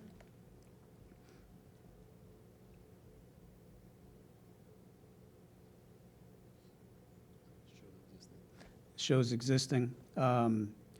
We did bring the signs down about 5 feet, which we feel is still enough visibility with motorists traveling east and west on Jericho Turnpike. At 17 feet, we feel that the sign is more than sufficient in terms of visibility. We don't think that there's any added benefit in that additional height on the facade of the building, and that's why we recommend the 17 feet. That pretty much covers signs. 2 other things, and actually these did not make this into the planning advisory report. My apologies, but they kind of came up after the fact.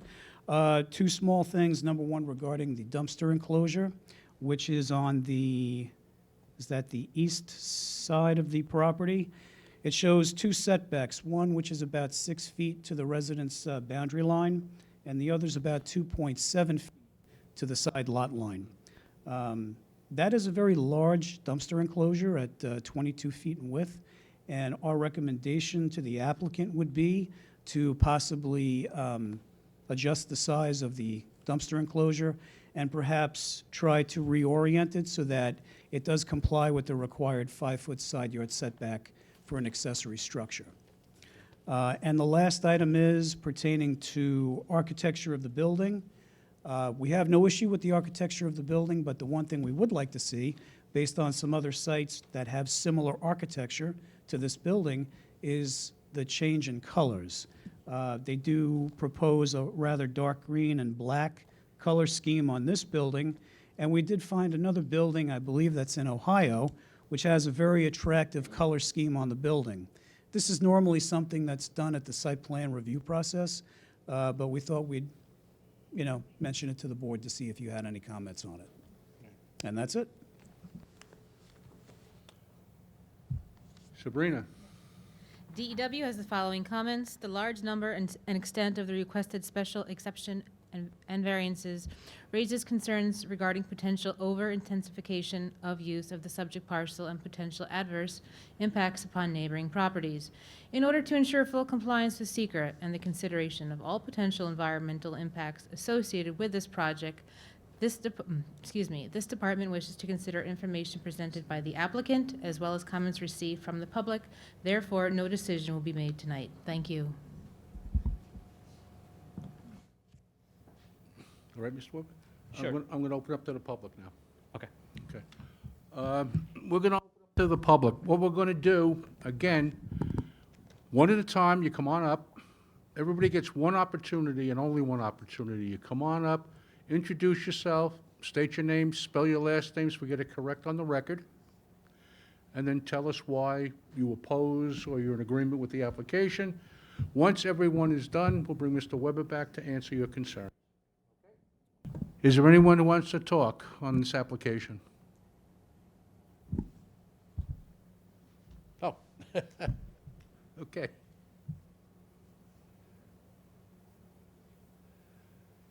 Good evening.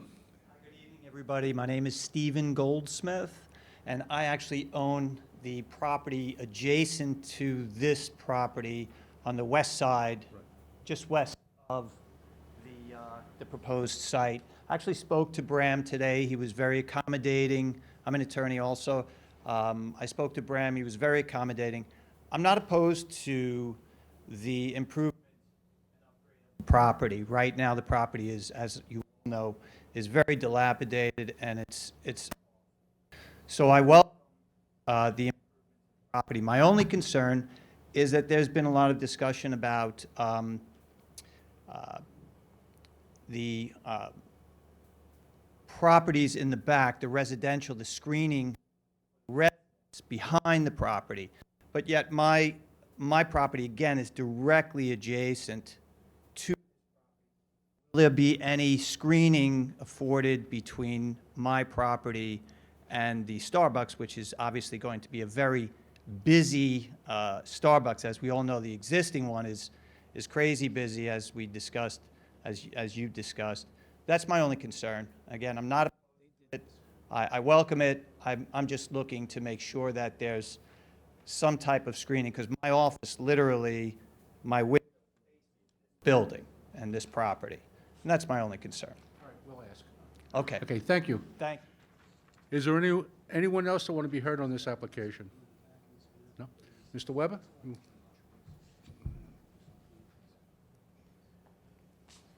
Okay, so I can address the last comment first. Happy to do so. And we did have a very pleasant conversation today, and I do appreciate, obviously, when people reach out and call and ask questions. So as you saw in the Belmore proposal, and the Belmore development, that's a white PVC fence, which is a nice upgraded, clean look. That fence is proposed throughout the site. This is the building that was just raised in question. There is a white PVC fence that's proposed throughout the sides of the property. It is 3 feet off of Jericho Turnpike. About a third of, we looked at this issue today when the gentleman raised it with me. About a third of the way in, it rises to 6 feet. So there is a 6 feet white PVC fence for about 2/3 the length of the building, and then all along the remainder of that property line. It's 3 feet coming off Jericho Turnpike, I believe, as required by the town, but it rises to 6 feet, about a third of the way of the building in. So that's the screening that's proposed there. Just on the 2 points that were raised earlier today, we can work on the dumpster enclosure. We can figure out a way to make it or reorient that. And then the second? The color, thank you. So the Ohio picture is similar to the Belmore picture. So certainly I discussed it with the applicant. The applicant is willing to work, obviously, with the town, as we have been doing, very cooperatively on the appropriate color scheme. He's certainly willing to do what was done in Belmore, which we believe is much closer to the Ohio picture that was shown than is proposed here. We could do that as well. Thank you. Can I have a motion to close the application, please? So moved. Motion has been made to close the application. It's been seconded. All in favor? Aye. Motion carried. Thank you. You want to take a break to get this all? You Take need a a break? Yeah. Okay. Look at this. We're going to take a 5-minute break now. Next case on the agenda is case number 18848, Christine McDowell, 7 Locust Drive, Nesconset. The location of the property is the east side of Locust Drive, 198 feet north of Town Line Road. The property is zoned R10. The applicant is requesting variances to reduce the minimum side yard setback from 12 feet to 7 feet for a proposed 134-square-foot first-floor addition to a one-family dwelling with a proposed 604-square-foot attached garage. Good evening. Is this working? There you go. Sean McDowell, I'm the owner at 7 Locust Drive. To speak on my behalf is John Gleason. Fine, thank you. Good evening. My name is John Gleason, architect, 336 6th Avenue. John, can you just spell your last names? Gleason. Thank you. Okay. I'm here for the family, the McDowell family. They're trying to add on to a existing house. It's a non-conforming lot. They want to proposed to do a two-car garage with a mudroom to transition into the house. So when they come in from the garage, you know, they have a laundry area, which they don't currently have, and take off their boots and everything else, and come into the family home.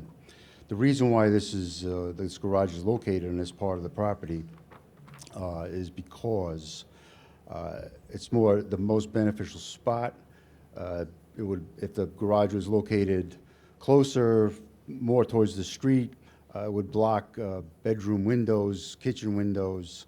There's some utility objects that would have to be moved as well. So this is what we've determined with the owners and myself, the plan that this garage be located in the back, almost the back corner of the house. The rear setback conforms to zoning. And again, we're asking for the minimum advertises 7 feet, but the minimum requirement is 12 feet.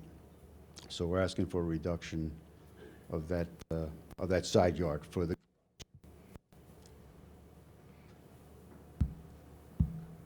I'll questions from the board members. Thank you. Anyone on the board have any questions on this application? No, thank you. Planning? No, thank you. Is there anyone in the audience like to be heard on this application? Can I have a motion to close the application, please? So moved. Motion has been made to close the application. It's been seconded. All in favor? Aye. Motion carried. Thank you.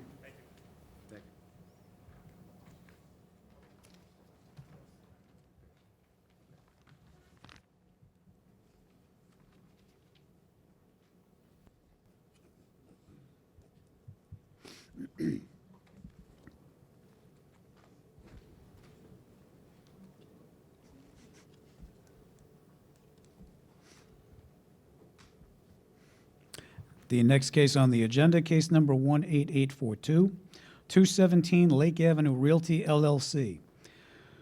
217 Lake Avenue, St. James. The location of the property is the southeast corner of Lake Avenue and Woodlawn Avenue.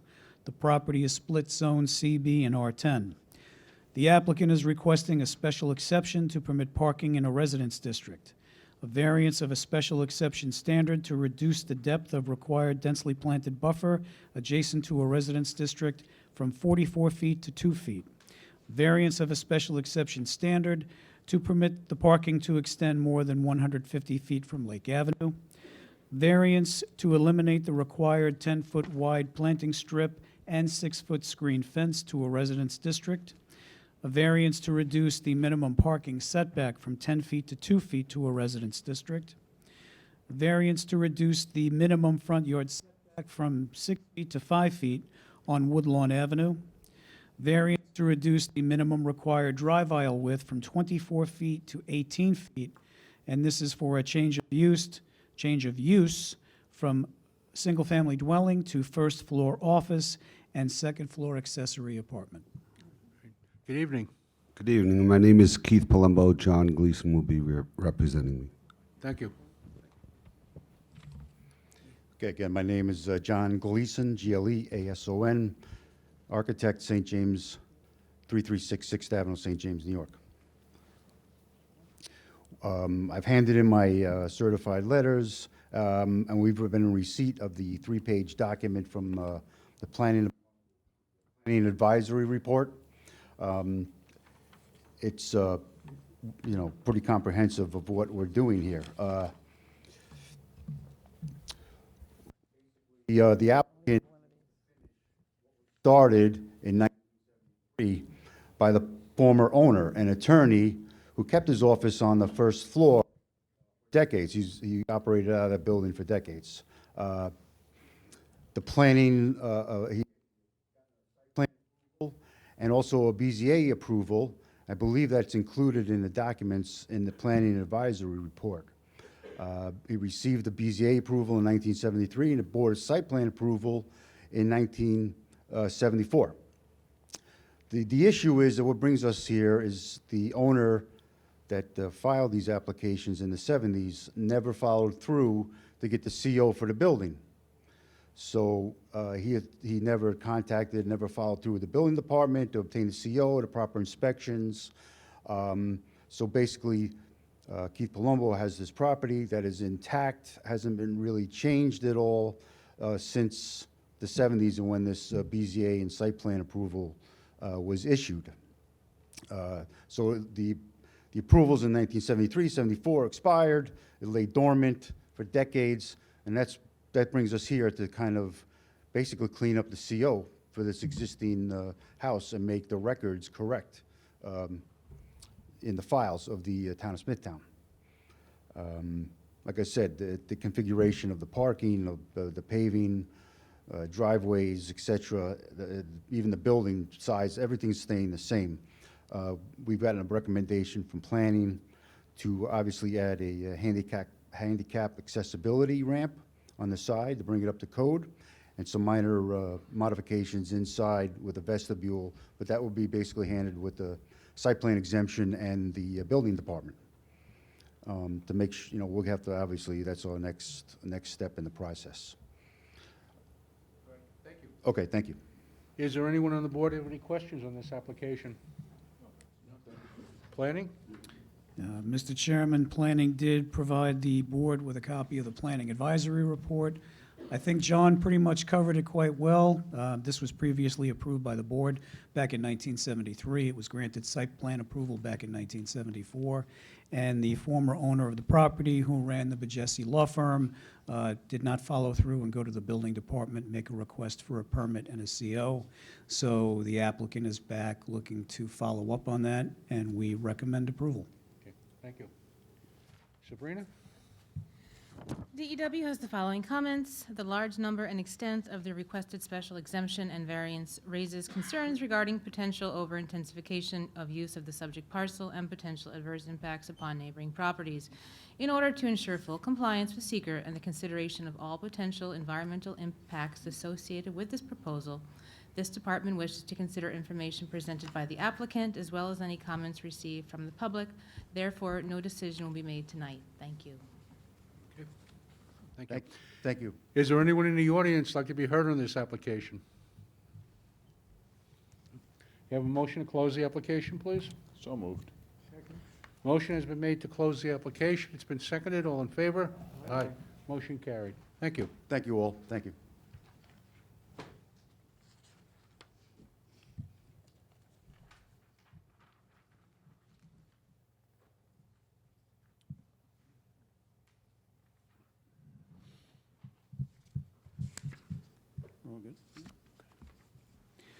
The next case on the agenda, case number 18832, Julian Aniswara Pereira, 733 Meadow Road, Smithtown.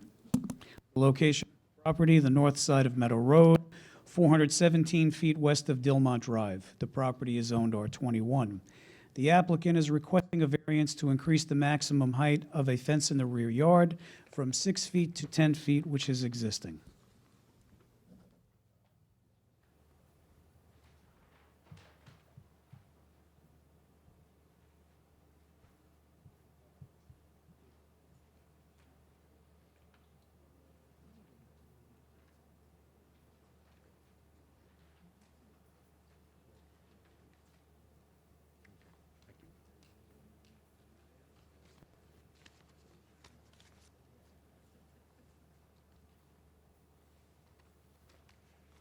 Good evening.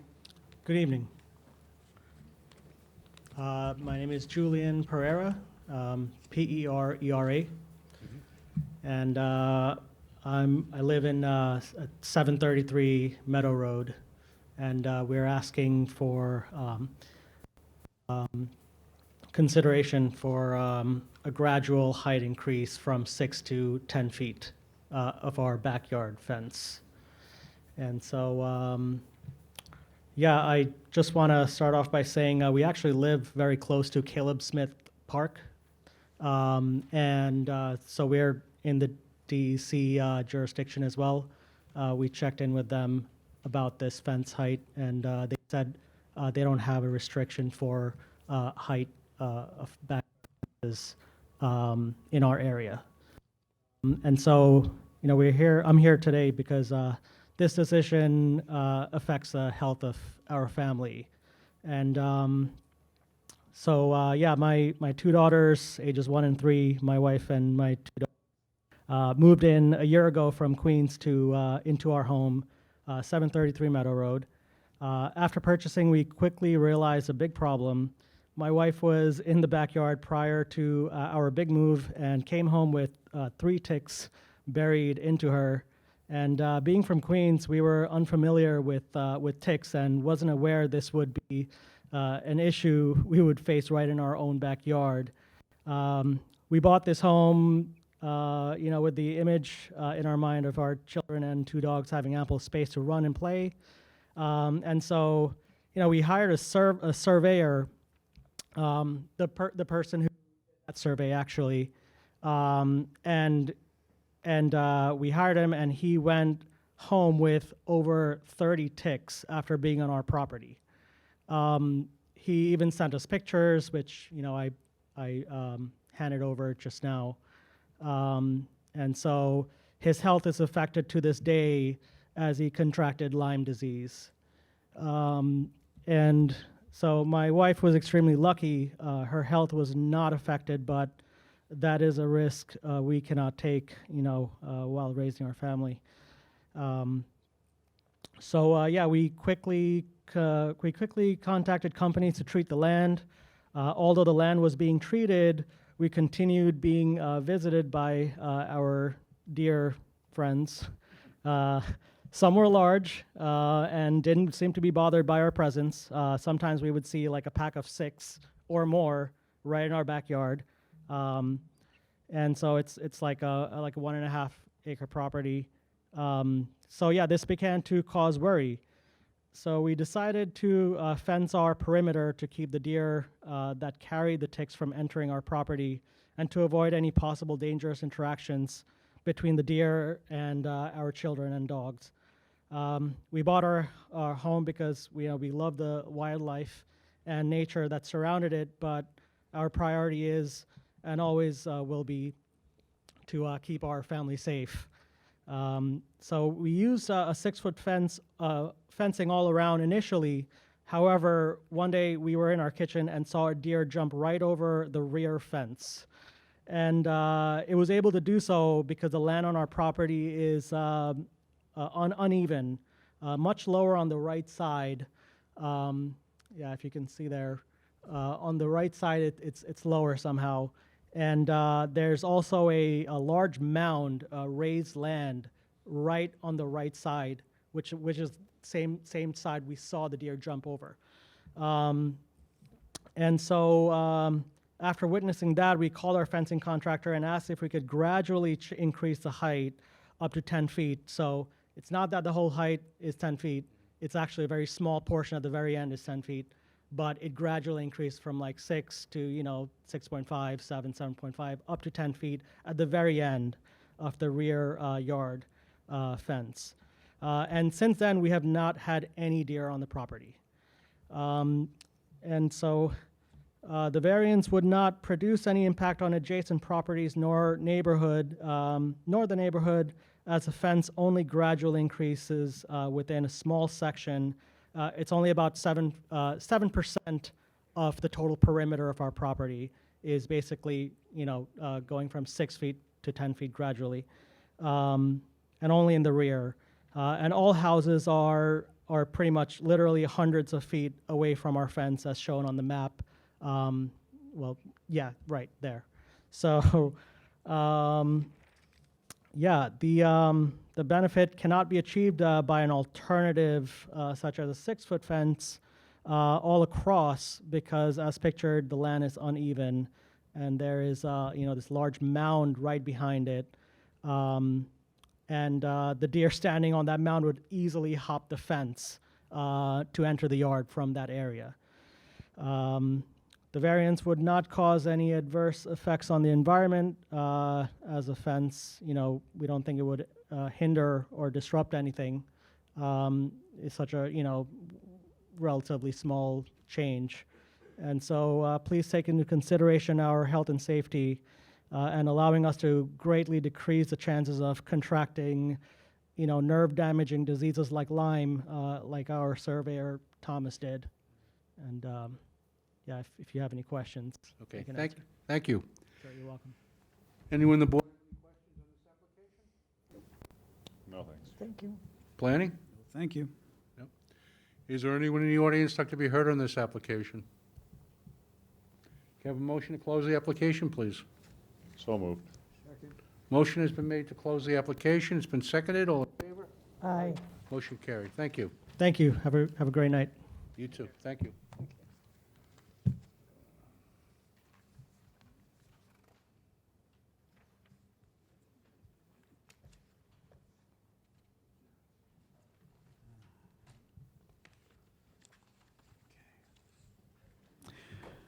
The next case on the agenda, case number 18830, Charles Muller, 7 Seashell Lane, Fort Salonga. The location of the property, the northeast corner of Marion's Lane and Seashell Lane. The property is zoned R43. The applicant is requesting certificates of existing use and to increase the number of permitted dwellings on a lot from 1 to 3 dwellings. A variance that any structure used for a lawful use shall not be repaired, reconstructed, or structurally altered to the extent exceeding 75% of the fair market value of the structure. To increase the gross floor area of the lot within the LWRP boundaries from 6,549 square feet to 8,957 square feet for 3 single-family residences, 2 detached garages, 1 shed, and 1 pump house, as identified on a site plan dated November 22nd, 2022. To permit environmentally sensitive lands to be altered, that would be slopes greater than 15% and groundwater less than 10 feet in depth. To reduce the setback from a flood hazard zone and from slopes greater than 25% from 10 feet to 0, which is existing. To permit structures within 100 feet from any wetlands. Good evening. Good evening, Mr. Chairman, members of the board. Philip Butler with the law firm. I have some exhibits to hand out for the record. May I have?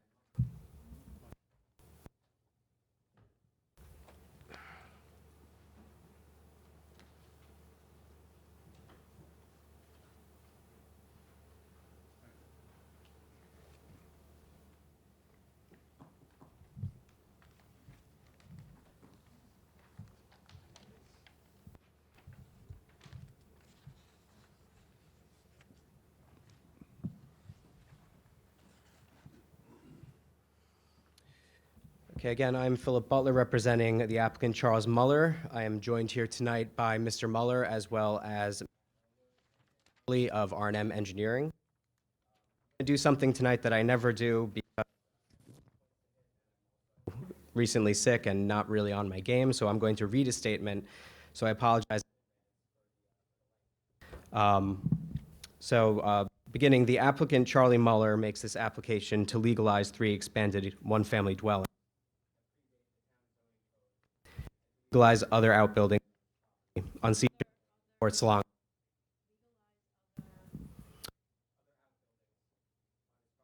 Seashell Lane in Fort Salonga. This is in fact the same application that was previously before this board and approved on March 21st, 2017. However, as a result of an unfavorable court decision in 2018, that approval was overturned. We are back before you tonight seeking reapproval based upon evidence and arguments set forth in our narrative in support, which is provided at Exhibit 5 of the materials I've just provided, and which I will summarize here. As shown on the existing conditions plan dated February 16th, 2021, the subject property is known as 7 and 9 Seashell Lane and 28 Marion's Lane. The property is a single lot consisting of 6.365 acres, improved with 3 existing one-family dwellings, 2 detached garages, and a number of other outbuildings and improvements. Of the total land area of the property, 4.735 acres, or roughly 206,000 square feet of it, is designated as environmentally sensitive, as defined in Section 322-3 of your zoning code. And all portions of the 3 dwellings are situated on lands that are designated environmentally sensitive. Notably, however, all 3 dwellings predate the zoning code and specifically the provisions related to environmentally sensitive lands. Before reaching the merits of the variances, the applicant requests that the board review and issue findings with respect to the interpretation of certain zoning code provisions as applied by the building director in his memorandum of November 23, 2022.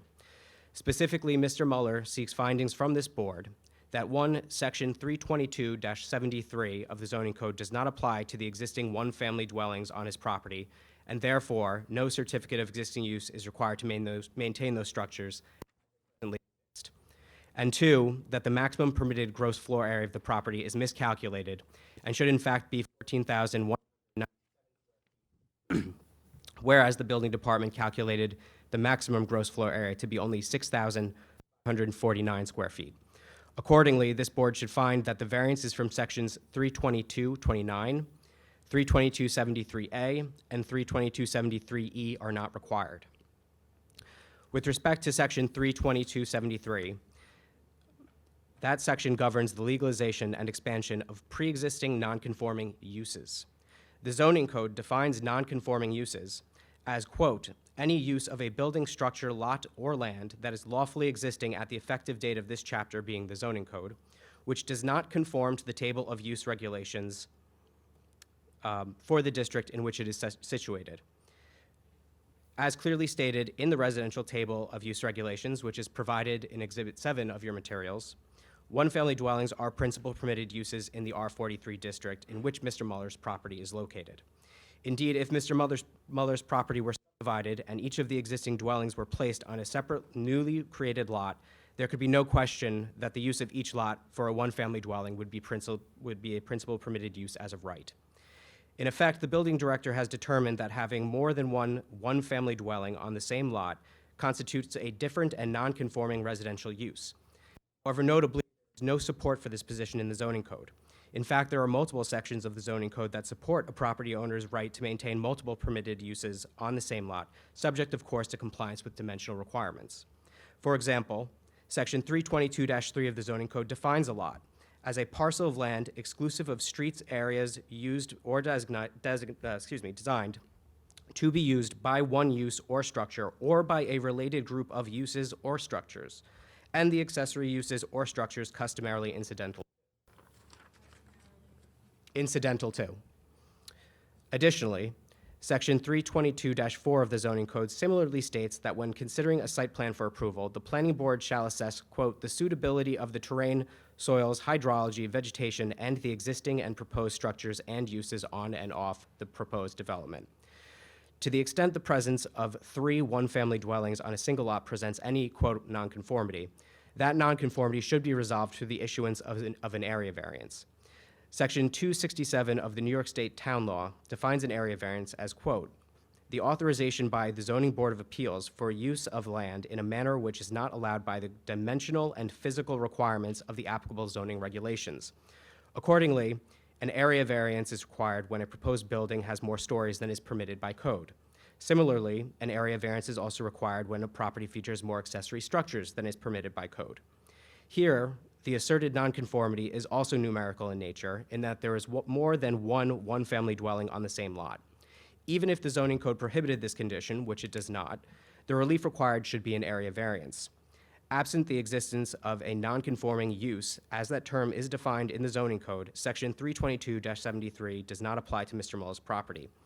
We ask that the board issue an appropriate finding to that effect and striking the variances from Section 322-73 from the list of relief required to legalize the dwellings.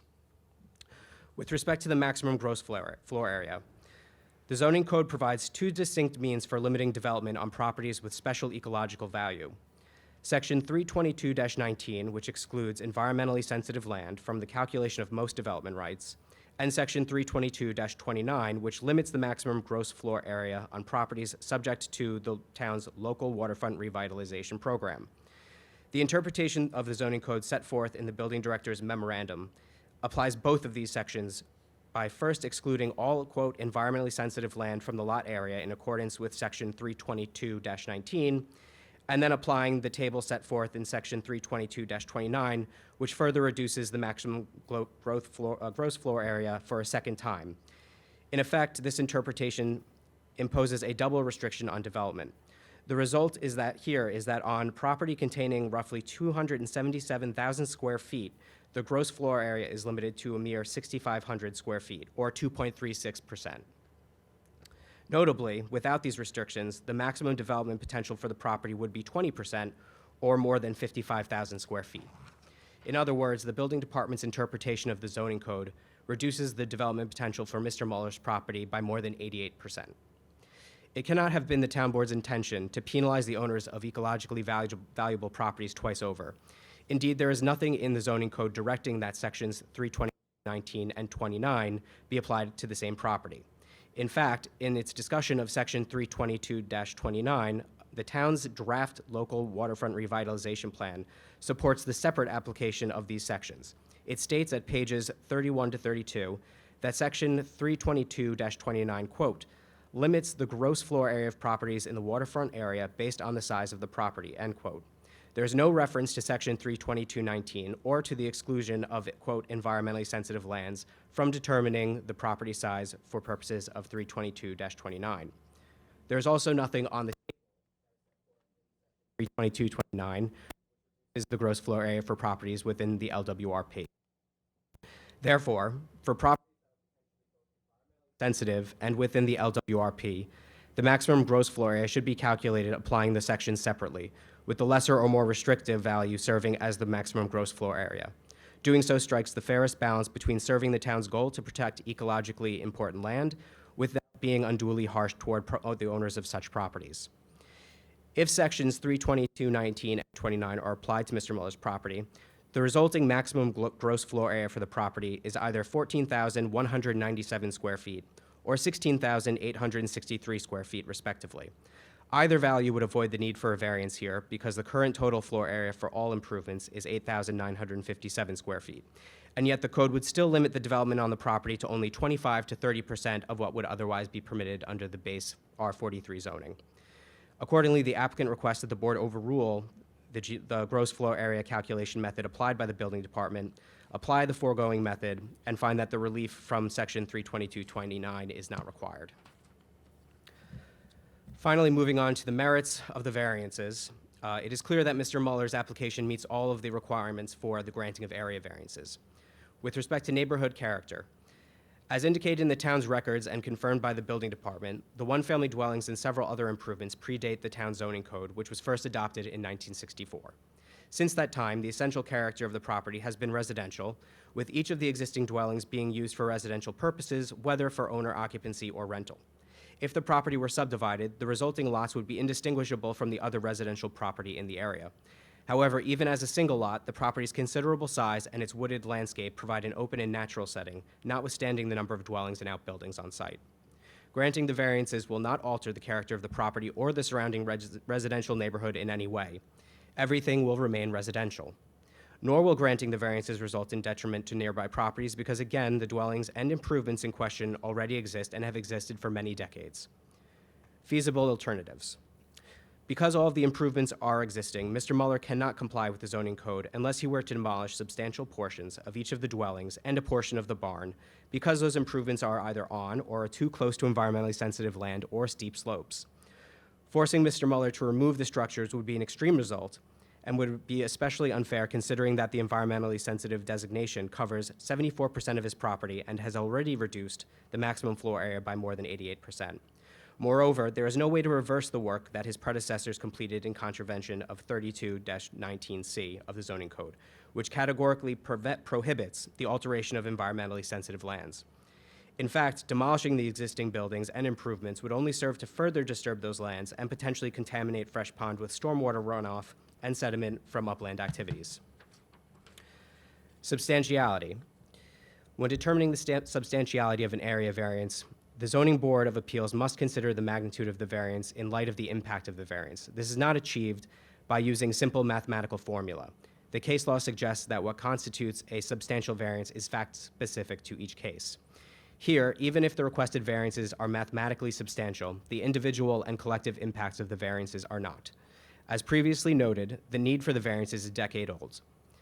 The dwellings and improvements in question have existed in harmony with the property's natural setting and with the surrounding neighborhood without creating a physical detriment to either one. Allowing the affected dwellings and improvements to remain will not result in substantial impact to the property or neighborhood. Rather, the variances will merely allow the residential use of the property to continue in the same way that it has for many decades. Environmental impact.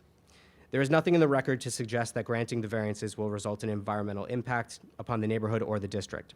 The variances are merely required to maintain what has already existed for many years. In contrast, demolishing all or certain portions of these structures would almost certainly result in adverse environmental impacts, such as disruption of environmentally sensitive lands, the release of dust and debris into the environment, destabilization of soil, and runoff in close proximity to fresh pond. Finally, the difficulty is not self-created. When Mr. Mueller acquired the property in 2013, the 3 dwellings, 2 detached garages, pump house, utility shed, and other improvements all existed for many decades, some for more than 100 years. He did not expand their footprints or otherwise alter their layout on the property. Accordingly, the need for the variances is not self-created.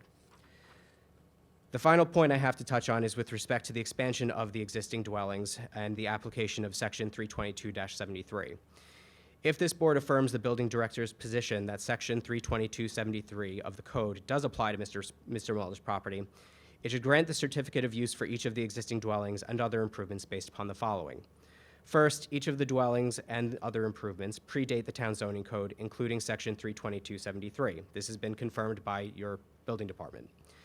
Looking to the factors set forth in 322-77 of the code, which applies the standard for granting a certificate of existing use, there is nothing in the town's records or elsewhere indicating that the existing dwellings were not legal at the time the zoning code was adopted in 1964.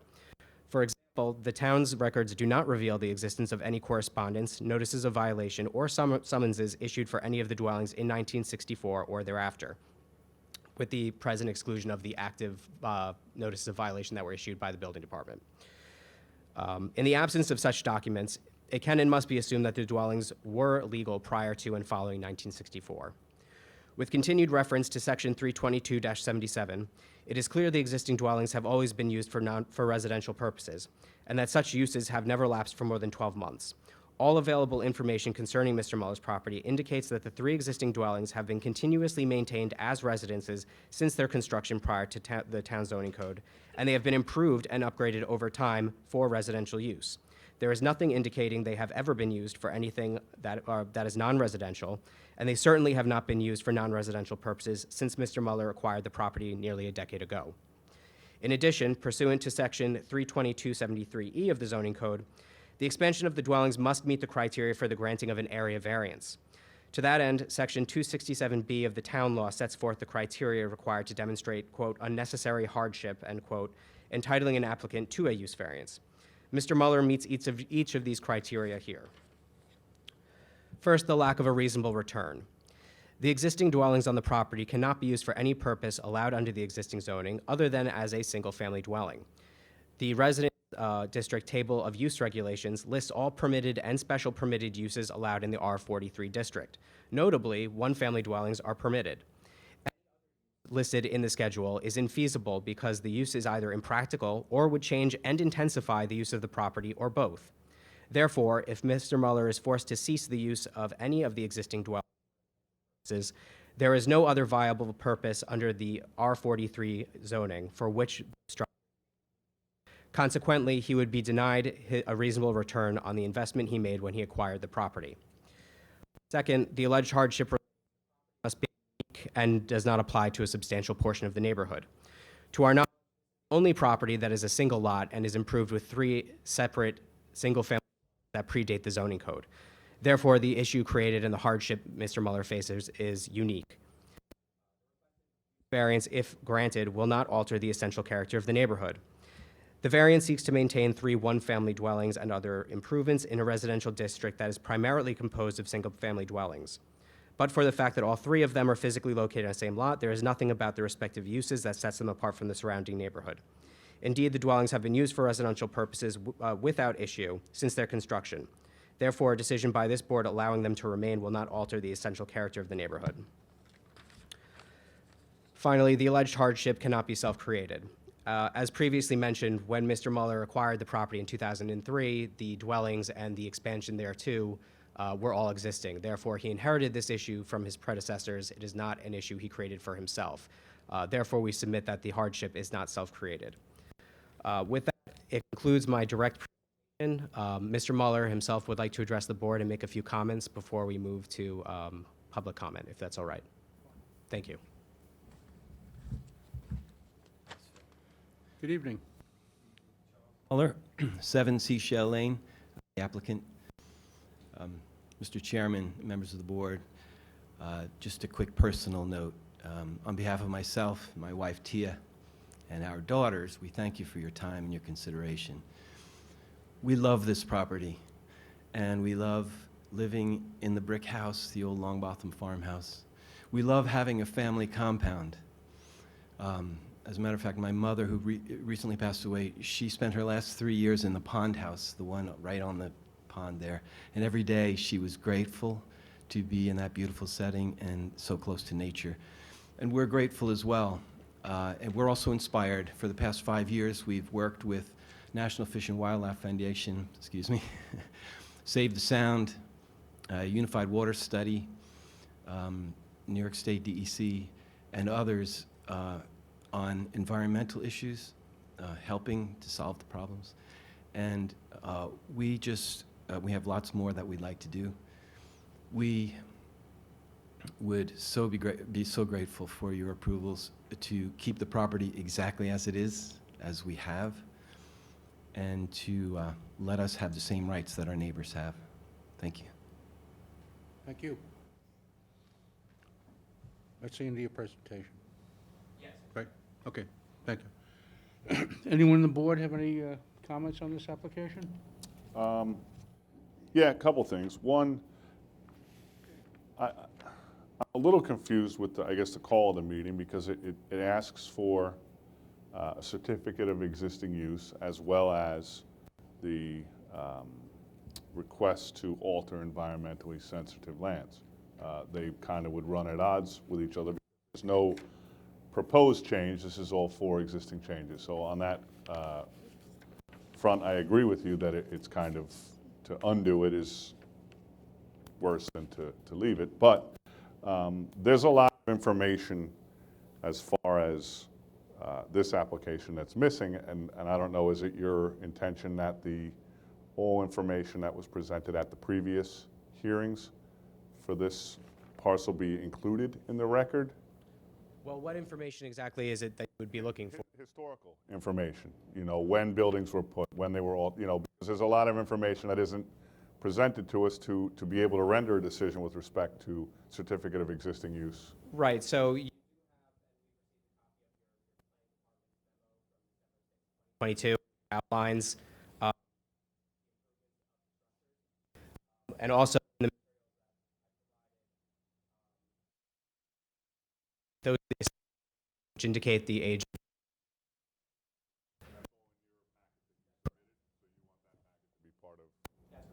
What I've submitted tonight is the exhibits I'd like included as part of the record.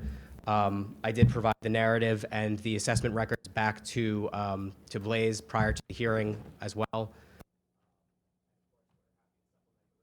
But to be quite honest, when my firm was matter, I did a review of all of the records in both the planning and building department, and that goes back as far to the original construction of these buildings. So everything we have has been provided. That was my question. Obviously, I didn't go through this whole thing. Thank you. Anyone else have any questions? No. Planning? The planning department prepared a memorandum for the board, and Mr. Butler was provided with a copy of it that basically outlined, as far as we could tell, based on town records, exactly what has existed on the property since approximately what time. As far as we can tell, the beach house and the brick house clearly have predated the zoning ordinance, which, by the way, was enacted in 1932, not 1964. There was a requirement in the town code, it was a subsequent amendment to the town code around 1946, that in 1947, beginning in 1947, all single-family dwellings, all structures, anything residential or commercial that was built within the town required the issuance of a building permit, and then subsequently a certificate of occupancy needed to be issued for that structure. And as far as we could tell, based on the assessor's records, based on building department records, the house located on Marion's Lane predates 1947, which would have required having to have a permit and a CO. So as far as we could tell, based on town records, the three existing dwellings, the beach house, the pond house, and the brick house, all predate the requirement for a building permit or CO. And based on that, if you look in the town code, they are entitled to the issuance of a certificate of occupancy because they meet the requirements for predating the necessity of those documents. As far as the additions on the houses go, the accessory structures, again, as far as we could tell, because paperwork on the property is not exactly overflowing from the assessor's office or from the building department, apparently all of the additions that were done to each of the three dwellings, actually it's only two dwellings, the pond house and the brick house, as well as any detached structures on the property were built sometime after 1947 and would require the board to grant those structures variances because they were built prior and would need permits and COs. What would the earliest aerials that the town has access to be? Well, I think we have aerials that go back at least to the 1940s, possibly even sometime in the late 1930s. They're very difficult to read, but we do have them. There may be some historic information out on the internet that we might be able to access where we could see what's out there. But the records, as far as we could tell, clearly indicate that the three dwellings definitely predate. Thank you. All right. Thank you. Sabrina? DEW has the following comments. The large number and extent of the requested variances raises concerns regarding the potential for over-intensification of use of the subject parcel. In order to ensure full compliance with seeker and the consideration of all potential environmental impacts associated with this proposal, this department wishes to consider information presented by the applicant as well as any comments received by the public. Therefore, a decision will not be made tonight. Additionally, DEW requests new test hole data as it is more than 15 years old. A letter was sent to Mr. Butler asking for this material on November 9th. Thank you. All right. To clarify, is the new test hole data being requested as a precondition to a decision on the application? Not necessarily. It's more than 15 years old. We need something that's within the past 6 months. Okay, is that something we can provide subject to, a decision, or? We just need it as part of our documentation in order to commence with the review of the subject application. Understood. Okay. Thank you. Thank you. Okay, we're going to open up to the public now. Again, everybody gets one opportunity. Come up one at a time, introduce yourself, state your name, spell your last name so we get it correct on the record, please, and state your address. Okay?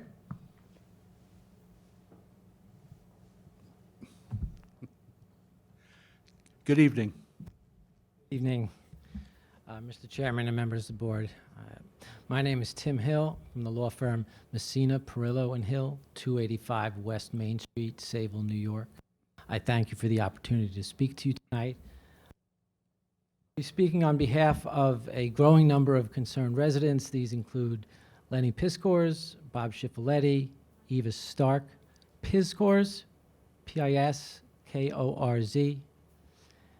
Eva Stark, Irene Virag, William Smith, David Wohl, and Heather Mason, some of whom are here tonight.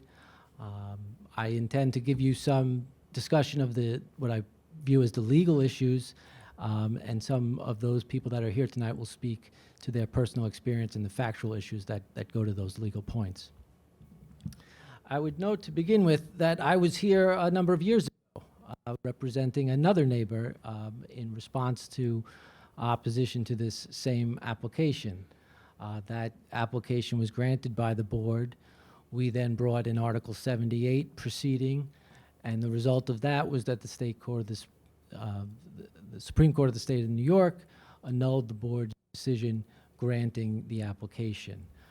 That decision was never appealed, and that decision in a court setting would have preclusive effect on any further requests for that relief.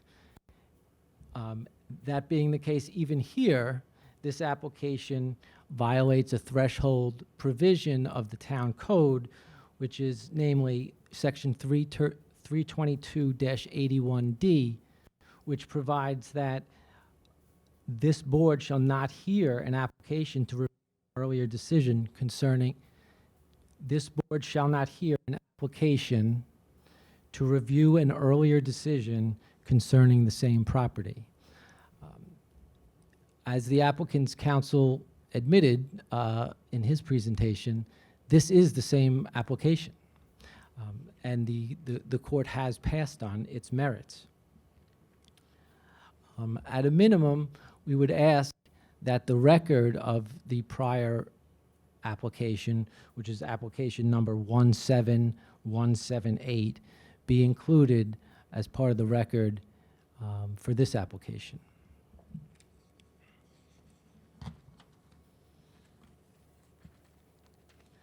I'm going to deviate from my notes for a second to echo a point that you made, sir, which was that I am confused by the call of this application. I'm sorry, I don't know if it's me or the microphone, but it goes in and out. The presentation of the applicant, the majority of it was spent on a request that the applicant be exempted from the requirements of a variance. That's a request for an interpretation of a code provision to say that the requirements don't apply.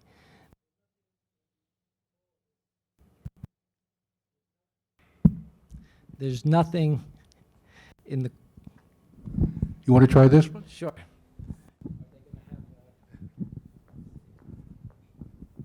Thank you.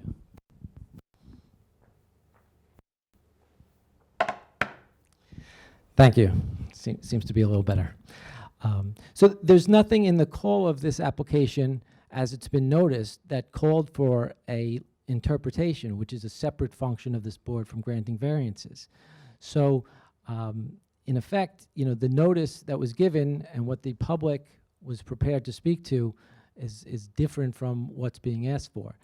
I don't think that the interpretation that's been sought can be, addressed by this board unless there's an application that seeks an interpretation.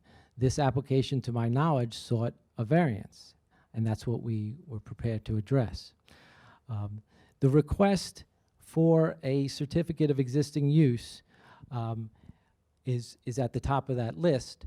And here again, that was the precise relief that was sought in the prior application and which was disposed of by the court proceeding. In addition, Section 322-73C provides that a prior nonconforming use may not be changed except to a permitted use. This application is not asking to change to a permitted use because it's admittedly the case that these three structures have been altered post the enactment of the code. So to ask for further relief is to ask for relief from a property that's already become an unlawful use. There's a lawful prior nonconforming use, but that status is lost when unpermitted changes to that prior conforming use have been made. And there's no dispute that that has happened here. As the planning, Mr. de Blasio just indicated, two of the structures have had substantial alterations. In addition, there's all the outhouses, including a substantial garage, have been added to the property, all of which constitute an intensification of the use of the property, which severs its status as a prior legal nonconforming use to a prior nonconforming illegal or unlawful use. Section 322-73E provides that no expansion of a structure used for a nonconforming use shall be permitted unless this board grants a use variance. Here again, I did hear the applicant's counsel refer to the standard for a use variance and why he thinks that this application meets those elements. But there's nothing, again, in the call of this application that sought a use variance. So I'll address those points, off the cuff, but this was not noticed for a use variance application. We do believe that the use variance standard is the appropriate one because this is a change to the use of the property. It's not merely a change seeking relaxation of the dimensional requirements. It's a change of the intense use of this property, which has happened through the alterations and enlargements of the buildings, the addition of additional structures, and in fact, the actual real life use of the property as my clients will attest to. Again, just to state the obvious, section 322-73F provides that structures in nonconforming use shall not be expanded. That admittedly has been done here.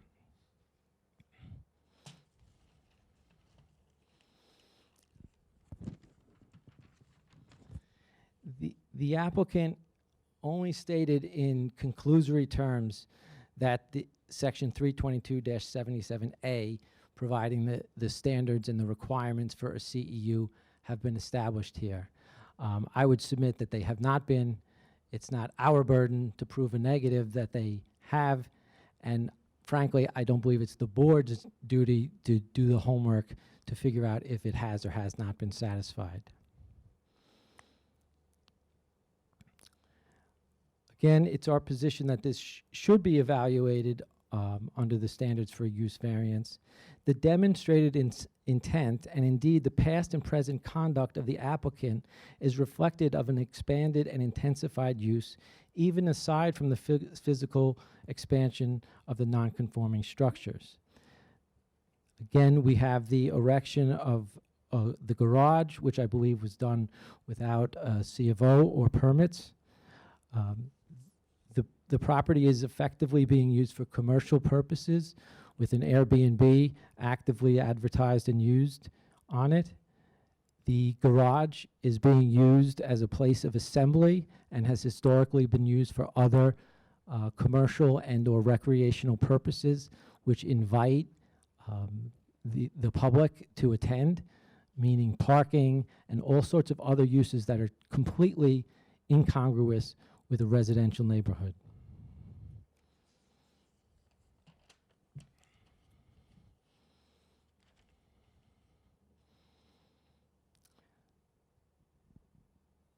If the garage is to be referred to as an accessory structure, section 322-12A of the code provides that no accessory use shall be allowed unless on the same plot as a lawfully nonconforming principal use.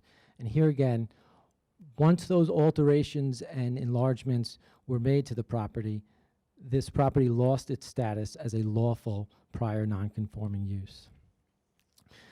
That same section provides that no accessory structure should be in a side yard, and that garage is in what would have to be considered the side yard. Even if this application were viewed in the context of an area variance, it fails to satisfy the factors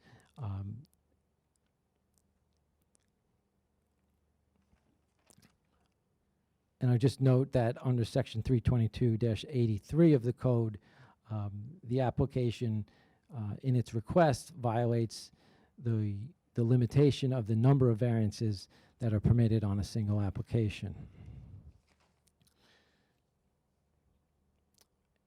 In the context of the 5 factors for an area variance, I will defer mostly to my clients to speak to those issues, but clearly you will hear that this has already caused an undesirable change in the neighborhood.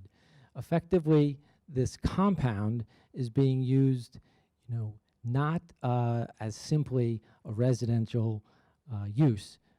I just was showed a Newsday article that referred to the property as the headquarters of the applicant's organization. Whether this property, the application goes to issues in terms of parking, visual blight, drainage, flood, hard surfaces, and the steep slopes that are there. As to the second factor, whether the benefit sought can be achieved by some other method, I did not hear any discussion of any alternatives that have ever been considered. Certainly, the intensified use is not a requirement. This board is not required to provide anything other than the minimal variance necessary. Whether the requested area variance is substantial, yes, this is substantial. The side yard setback request to go to 0, that's 100% relaxation of the code. The GFA request appears to be a 30% relaxation of the code. The request for relief from the slopes can't be quantified because I didn't see in the application what the slopes beyond the permitted amount were, but that's obviously a concern for environmental issues. The property has a history of flooding problems. It's on slopes. There's a lot of hard surfaces, and it's been a recurring problem. And obviously, the 3 houses themselves would represent a 300% relaxation of the code. I just mentioned with respect to the fourth factor, some of the environmental concerns that exist here. And finally, whether the difficulty was self-created. This is entirely self-created. This, not only was this application here before in 2015 when I was here, this application was made by a prior owner in 2007. That, from what I understand, that application at that time had some notoriety to it. It was well known, and those issues were known to this applicant at the time that he purchased the property. So if, in fact, this is viewed under a use variance standard, then that self-created difficulty would be fatal on its own to the application.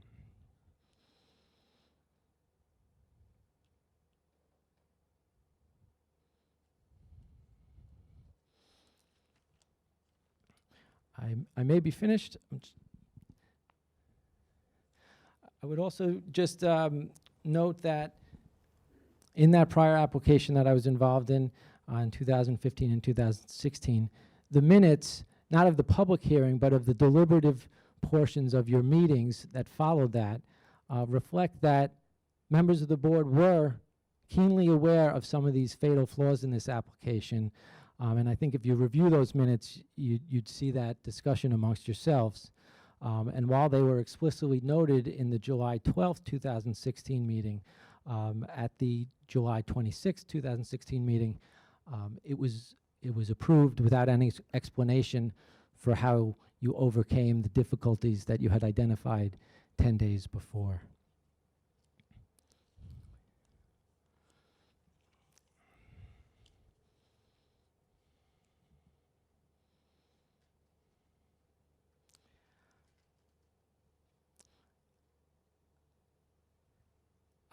I see that the applicant handed up a fairly thick packet of materials.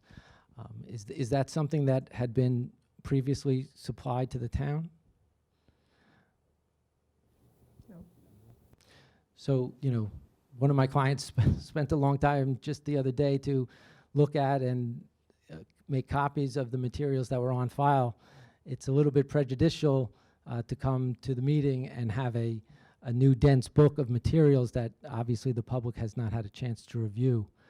So if we would like the opportunity to review that and to respond to any information that's in there. But fundamentally, so you're in the same position as we are, except that we don't get to review it, and obviously you do. Okay. But will it be considered by you?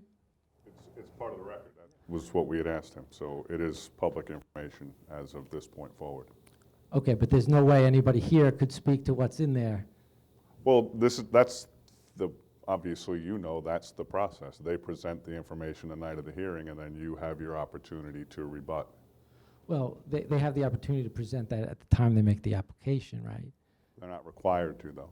Okay, well, we would request the opportunity to respond to any information that's being added to the record at tonight's hearing. Are you asking that we don't close the hearing? I am asking that, yes. And so I thank you. You'll be hearing from some of the neighbors. I think this is a very important issue to them. This is a long-running problem. This is not the solution to the problem we submit.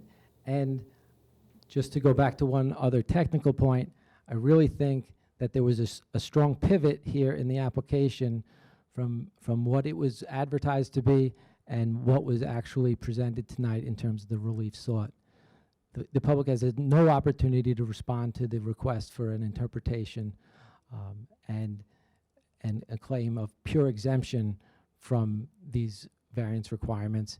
This was advertised as a variance application. I think to your point, though, this board can't look at it as an interpretation because that's not what was requested of the town. We can only respond to what was requested. Understood. Thank you.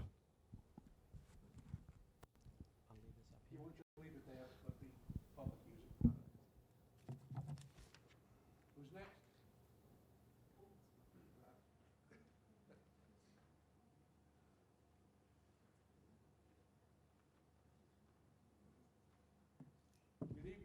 Good evening. My name is Eva Stark, and I live at 1 Seashell Lane in Northport. Spelling is S-T-A-R-K. I'm going to now address the certificate of existing use, that question. I moved to Seashell in 1993. There were no other residents on the entire lane. 2 houses were partially used in the summer. Nobody was at 7 Seashell. The structure that's on the beach that they claim to be existing was a shack consisting of a roof, a floor, and 4 walls. The little shack that they said was a garage consisted of a tiny little shack that looked like something as a storage unit. That was there. The brick house was abandoned and vacant. It wasn't until Mr. Longbotham in 2000 came to live at the brick house at 7 Seashell. He enhanced it, he enlarged it, and renovated it so that it made it livable. In 2013, Mr. Muller purchased the property. And over the years, he increased the size of each building, adding a bathroom to the beach house. Actually, I was invited and given a tour of the changes that he made there, telling me it was just being used as a place to relax with his partner, enjoy the view, and play some music because he liked to play the guitar. Just a few years later, he turned that beach house, after renovating it and putting in a bathroom, which it never had, he turned it into an Airbnb, commercializing the building as well, and having no C of O, which, according to Airbnb, is in violation of their agreement. If you go online or you call them, they say, yes, you can rent your house, but it has to have a C of O. After renovating and adding not only the beach house over the years, he enlarged the tiny shack and made it into a large building that looks more like a garage, using it as a commercial dance studio, a gathering place and music venue, again, without a C of O and in violation of a stop work order. Both the Airbnb and the multi-use space are in conflict with single-family use. I believe some or maybe all of the members of the board have had an opportunity to visit Seashell and see the property. I'll take one moment to highlight several factors that are important and may help you with your decision. Seashell Lane is a private road. Most neighboring residents do not have access onto it, have never ventured there, are not interested in the issues, nor will they be affected by them. We are truly a neighborhood unto ourselves. The bucolic setting, the private nature, the special environment found on Seashell are why the residents have chosen to live there and to buy the properties. In response to the 5 factors the board is required to consider, I will address and respond to just a few of them. Whether an undesirable change will be produced in the character of the neighborhood or a detriment to nearby properties will be created. That's an important question. The beach house sits immediately next to my home. Renters of the Airbnb have trespassed on my beach property. They have played alongside my bulkhead and allowed themselves access everywhere, often playing loud music in the evening, walking their dog along my property, and refraining from cleaning up the mess. Strangers, not my neighbors, are invading my home, my space, and my property. When you buy a home in a community, you are not only purchasing the property itself, as I'm sure many of you know, but investing in the character of the surrounding homes and the owners. An Airbnb with a revolving door of strangers goes against the very nature of a safe community. It will definitely affect the value of our homes, answering a resounding yes to factor 1. It'll have a detrimental effect to the nearby properties and change the character of the neighborhood. Definitely yes again. How many in this room would be happy to have an Airbnb as their next door neighbor? I think not many. Next, let's address the garage that Mr. Muller has expanded several times and used commercially as a dance studio, etc., and recreational venue. How has that changed the character of Seashell neighborhood? Strangers come onto the private road to attend a gathering at Mr. Muller's garage. They come from across Long Island. Who they are, unknown. Friendly, scouting the neighborhood for possible mischief, unknown. I found them walking along my portion of Seashell, and when asked if they were there rightfully and belonged there, I was informed they believed that this was a public thoroughfare. Truthfully, I felt unsafe in my privacy invaded each time Mr. Muller held a meeting. What about insurance? What if my neighbors become liable, me or my neighbors become liable if someone illegally comes onto my property and injures themselves? The town of Smithtown has some very strict rules regarding special events. They are permitted only when approved in writing by the town board. The town requires a permit, sufficient liability insurance, a posting, and fire safety inspection. And most important, the law says no such permit shall be granted if the board determines that the special event will disturb the public peace and good order or adversely affect the use and enjoyment of adjoining properties. I am not aware that Mr. Muller applied for any of these requirements nor obtained the permits.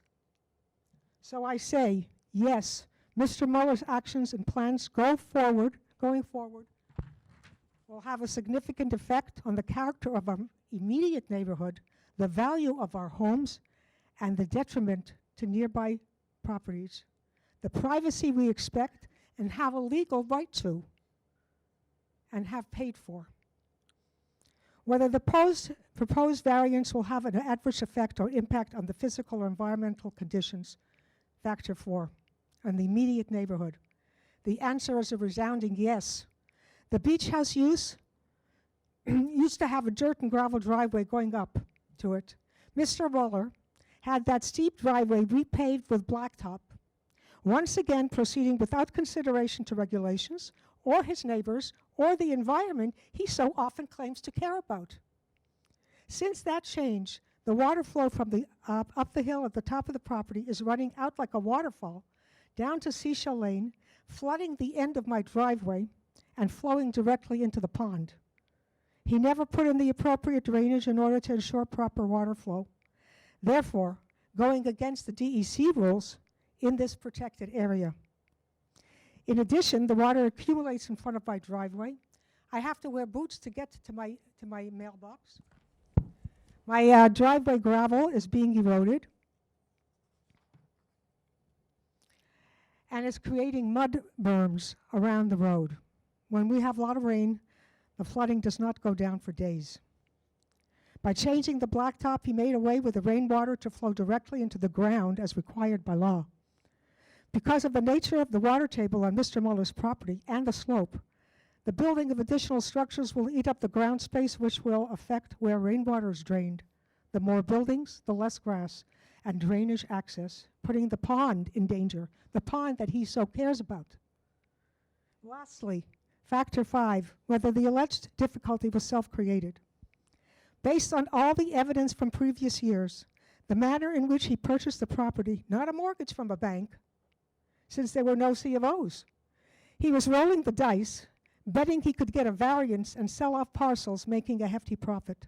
This is not conjecture on my part, but recorded in past board appeals tapes. Over the years, he continues to ignore the laws of the county, ignore the stop orders. So yes, his eyes were wide open. He increased his problems by going forward without permits. He is asking the board and the neighborhood to overlook his illegal activities with no consideration for other residents and clearing him of a very bad investment decision. I, for one, have made poor investment decisions in the stock market. I'm certain that many in this room also regret some of their decisions. Should we be rewarded and made whole when we lose? I don't think that's how it works for the rest of us, and should not work for Mr. Muller. In conclusion, as you so accurately stated in your introduction earlier, the purpose of the board and the job you are charged with, and I quote, to protect the character and social and economic well-being of both private and public land, as well as health, safety, and welfare of the community. I argue we have provided significant evidence that Mr. Miller's plans and intentions will inflict irreparable harm to the residents of Sechelt and adjoining properties, going counter to the charter of the town of Smithtown. Therefore, Sechelt Lane residents and adjoining property owners respectfully look to this board to give consideration to our rights and receive protection from Mr. Muller's desire to change, commercialize, and spoil our community for his own benefit. Thank you very much.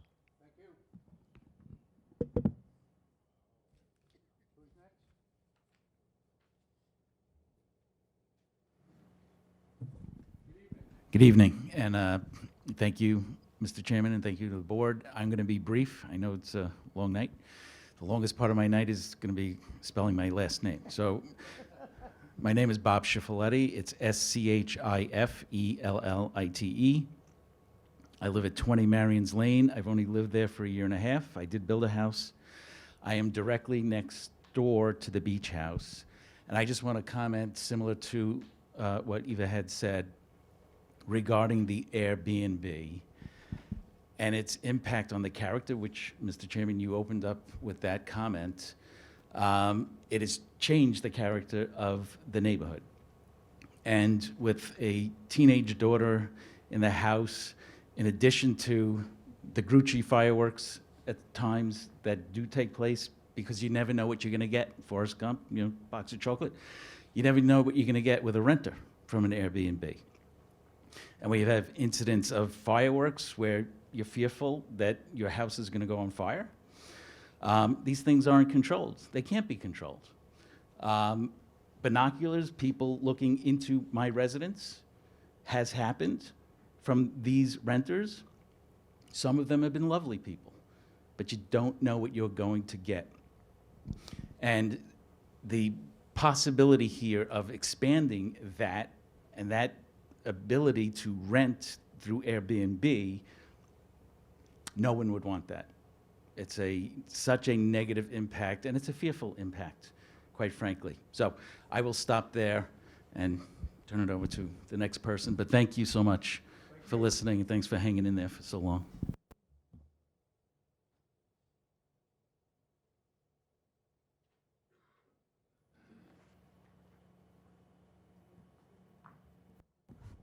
Hi, good evening. My name is Irene Virag, V-I-R-A-G. And for the past 30 years, my husband Harvey Aronson and I have lived at 30 Marion's Lane, next door to one of the dwellings in question. When my husband and I moved into our home on Fresh Pond, the house next door was little more than a ramshackle bungalow. A renter lived there, but within a year or so, the house was vacant. It became a neglected eyesore whose only inhabitants were rodents. The old brick house on Seashell Lane and the shack overlooking the Sound were barely no better. No one lived in those two structures. In fact, the windows of the brick house were boarded up for years. The Longbotham brothers, who owned the property but lived in New Jersey, would show up occasionally and mow the unkept, overgrown lawn, or at least part of it. Somewhere around the year 2000, I think, they returned and cleaned up the property. They expanded the house next door to us and reconfigured and repaved the rutted driveway. They added a 2-story wooden section to the brick house and replaced an old shed with a very large detached garage. Building permits and certificates of occupancy may not have been in the Longbotham brothers' worldview, but I believe zoning codes and requirements certainly were enforced at the time they made these upgrades. The current owner bought the property knowing the violations existed. Why would a change in ownership erase numerous as well as onerous violations and make all these illegal alterations okay? Why should the neighborhood be compromised to help solve problems he knowingly took on when he bought the property? And the neighborhood would be compromised. The applicant is seeking to legalize these structures with existing use status to allow 3 separate dwellings on one parcel of land, only a fraction of which has been deemed buildable, because as we all know, but I will point out that this is a wetland. At least one of those structures, the shack on a bluff overlooking the Sound, was never a dwelling. I know that Eva Stark has very more than ably shared her perspective on that property. But I would like to just add some of my observations over the years. I remember a winter day shortly after my husband and I moved to the neighborhood when we took a walk up the hill to look at the place. There was no real driveway, no real walkway. The place was abandoned and dilapidated. It was uninhabited and uninhabitable. It stayed that way for a long time. At that time, the brick house was also deserted and boarded up. Over the years, before the current owner bought the property, it was occupied only sporadically and for short periods of time. For a while by a Longbotham sister who put up a split rail fence along Seashell Lane without a permit. The so-called pond house next door to my property was vacant and derelict for many years. I believe that granting legal standing to these structures would allow the current owner to ask for even more relaxing of our zoning regulations in the future. I know this is not the business before this board at this time, but it's odd to pretend that we don't suspect what's coming. The signs, as you have heard, are already there, and they speak to the owner's intent to use his environmentally fragile residential property for commercial use. Something I would consider, like Eva Stark, my neighbor, an undesirable change in the character of the neighborhood, which is one of the factors this board must consider before granting a variance. The detached garage has been used as a venue for bands and a commercial physical therapy gym business.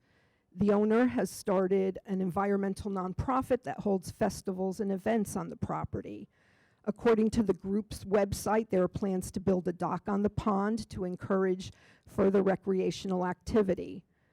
Once, when my husband and a friend were out for a walk, they ran into the property owner, who talked about his plans for a kayak and canoe rental concession. the website, I think that's mine, I'm sorry. I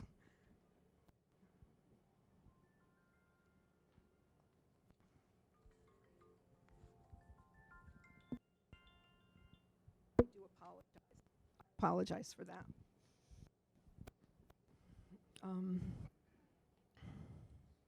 So the website boasts of park benches on the grounds as well as, quote, a barn with space inside for projects, meetings, presentations, and other events, unquote.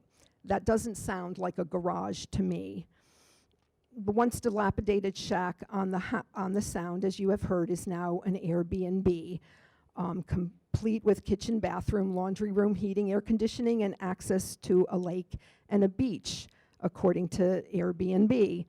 I'm glad the owner is a super host whose cottage by the sea gets 5-star ratings and commands $349 a night. But this is a residential neighborhood where the town's zoning laws require 1 residential dwelling per acre. So before I stop, I just want to tell you a little bit about my neighborhood, my part of the neighborhood on Fresh Pond. Fresh Pond is a jewel in an extensive wetland that years ago, Suffolk County voted to preserve forever. Bass and other fish swim in its fresh waters, and wildfowl and warblers stop by on their migratory travels. Large snapping turtles lumber onto the land in the spring and lay eggs in our yard. Hummingbirds flit around our garden, and night-crowned herons rest in our trees. Swans reign in the pond. A great blue heron has been seen stalking the shore, and owls sometimes call in the night. Red-tailed hawks and ospreys fish in the pond, and once we saw a young bald eagle in our backyard. I respectfully ask the board to maintain the integrity of our town's zoning laws and not approve these variances. Thank you.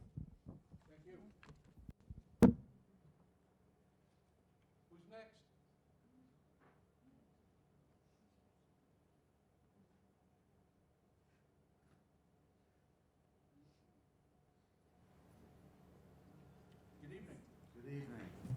Doug Wohl, W-O-H-L. W-O-H-L, thank you. I'd like to just take a minute to just tell you a couple opinions that I have, but there's a resident who's invalid that lives right across the street, and he asked me to read into the minutes a couple little paragraphs, if you don't mind. Let me get my glasses.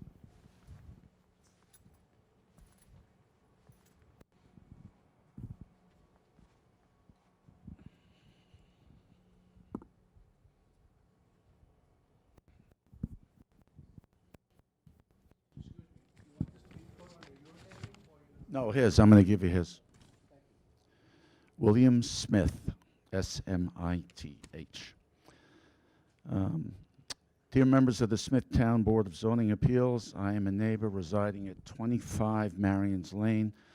I'm writing to you to express my concern about the Zoning Board of Appeals application number 18830, which, if approved, would legalize non-conforming use on the properties at 28 Marion, 7 and 9 Seashell Lane, opening the door to possible subdivision and further construction on these properties. I urge the board to deny this application. Kindly permit me to respond to the BZA's 5 points of criteria. 1, whether an undesirable change will be produced in the character of the neighborhood or a detriment to the nearby properties will be created by granting of the area variance. Approval of this application will cause detrimental effects to the character of our community. Mr. Mueller has indicated in the past an intent to subdivide the property for sale. He has made significant changes to the pond and beach cottage. Now he is currently asked for building permitting, making changes to the garage to be a recreational space. This is a residential neighborhood, not a commercial area. The property is currently overdeveloped at only 1.7 buildable acres. This simply cannot be permitted. 2, whether the requested area variance is substantial. The applicant has requested 11 variances. His request can only be viewed as substantial. Additionally, since 2 of the structures do not have separate frontage, the board, under 332-83D, shall not grant more than 3 variances. 3, whether the benefit sought by the applicant can be achieved by some method feasible to the applicant to pursue other than area variance. The applicant should remove structures that are in disrepair and/or in the hazardous flood zone areas. This would, at a minimum, reduce the overall overbuilt footprint of the property. Overall overbuilt footprint of this property. I was just trying to save time by reading faster, but that's fine. Whether the proposed variance will have an adverse effect or impact on the physical or environmental conditions in the neighborhood or district. We do not want our neighborhood turned into a dusty, noisy construction site for the foreseeable future. There is a drainage easement on the property that must be preserved.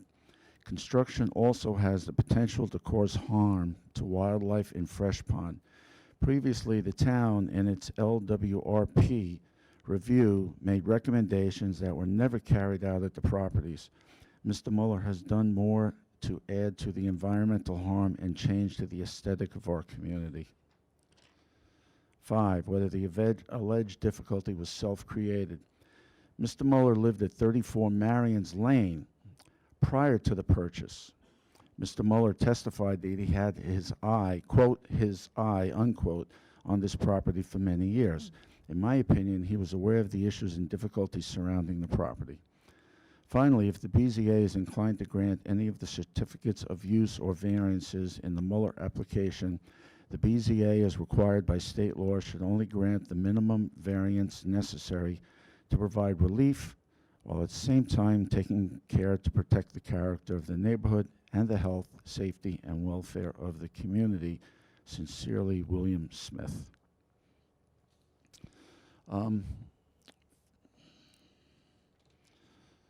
For my opinion, a few years ago I bought a couple $1 million property down the street, and I built a pretty much $1 million house on it. I'm 68 years old. I've worked very, very hard all my life as an entrepreneur to save money, to live in a comfortable place. I moved from East Northport, and now I'm on the Sound. It's beautiful. We love it. The whole neighborhood is beautiful. It's a private neighborhood. I pay $50,000, over $50,000 a year in property taxes. We don't get anything from Suffolk except for, from Smithtown, except for garbage. Nobody takes care of the roads. Nobody cleans them. Nobody repairs them. We do. We have a road association, collects dues every year. Any extra traffic on our roads costs us money, all of our residents. The application, part of it is for a recreational facility, and you probably heard a little bit ad nauseum about it or whatever. That's ridiculous. This was a garage that he illegally put facilities into it, even though he had stop work orders from town of Smithtown. And still continues to use as such. Blacked out the windows so no inspectors could see. The Airbnb, I'm sure some of you are somewhat familiar with Airbnbs, but if you're not intensely familiar with them, they could be rented out nightly by different people every night, or every weekend, or every week during the summer. It's almost pretty much rented throughout the year. It's very hard to get reservations in it. I've checked online. Like other neighbors have said, there's no sanctuary for the adjoining properties. Feces from animals, especially on the beach, of which we all have access to. It's not good for the community. I have heard that he spoke to a lot of people about subdividing and eventually selling off the pieces of the property. That's his kind of main intent. And I would like you to, you heard a lot of details from both sides. One about a whole bunch of square footage and all sorts of stuff. I'll leave the math to somebody else. And from the other side, that this actual application is not legal to be done because of the previous denied applications.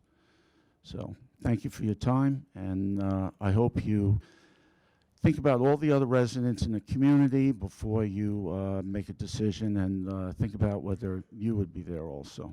Thank you. Thank you. Who's next?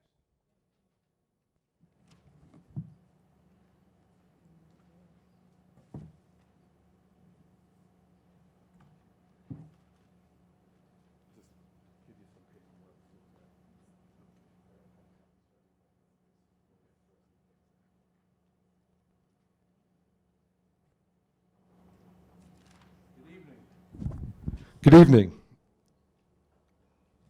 My name is Lenny Piskors, and I live at 22 Marion's Lane. I actually, one of my neighbors was not able to make it tonight because he has a family member in the hospital with cancer, so he asked me if I would read his letter in. Is that okay to do? Sure. Thank you.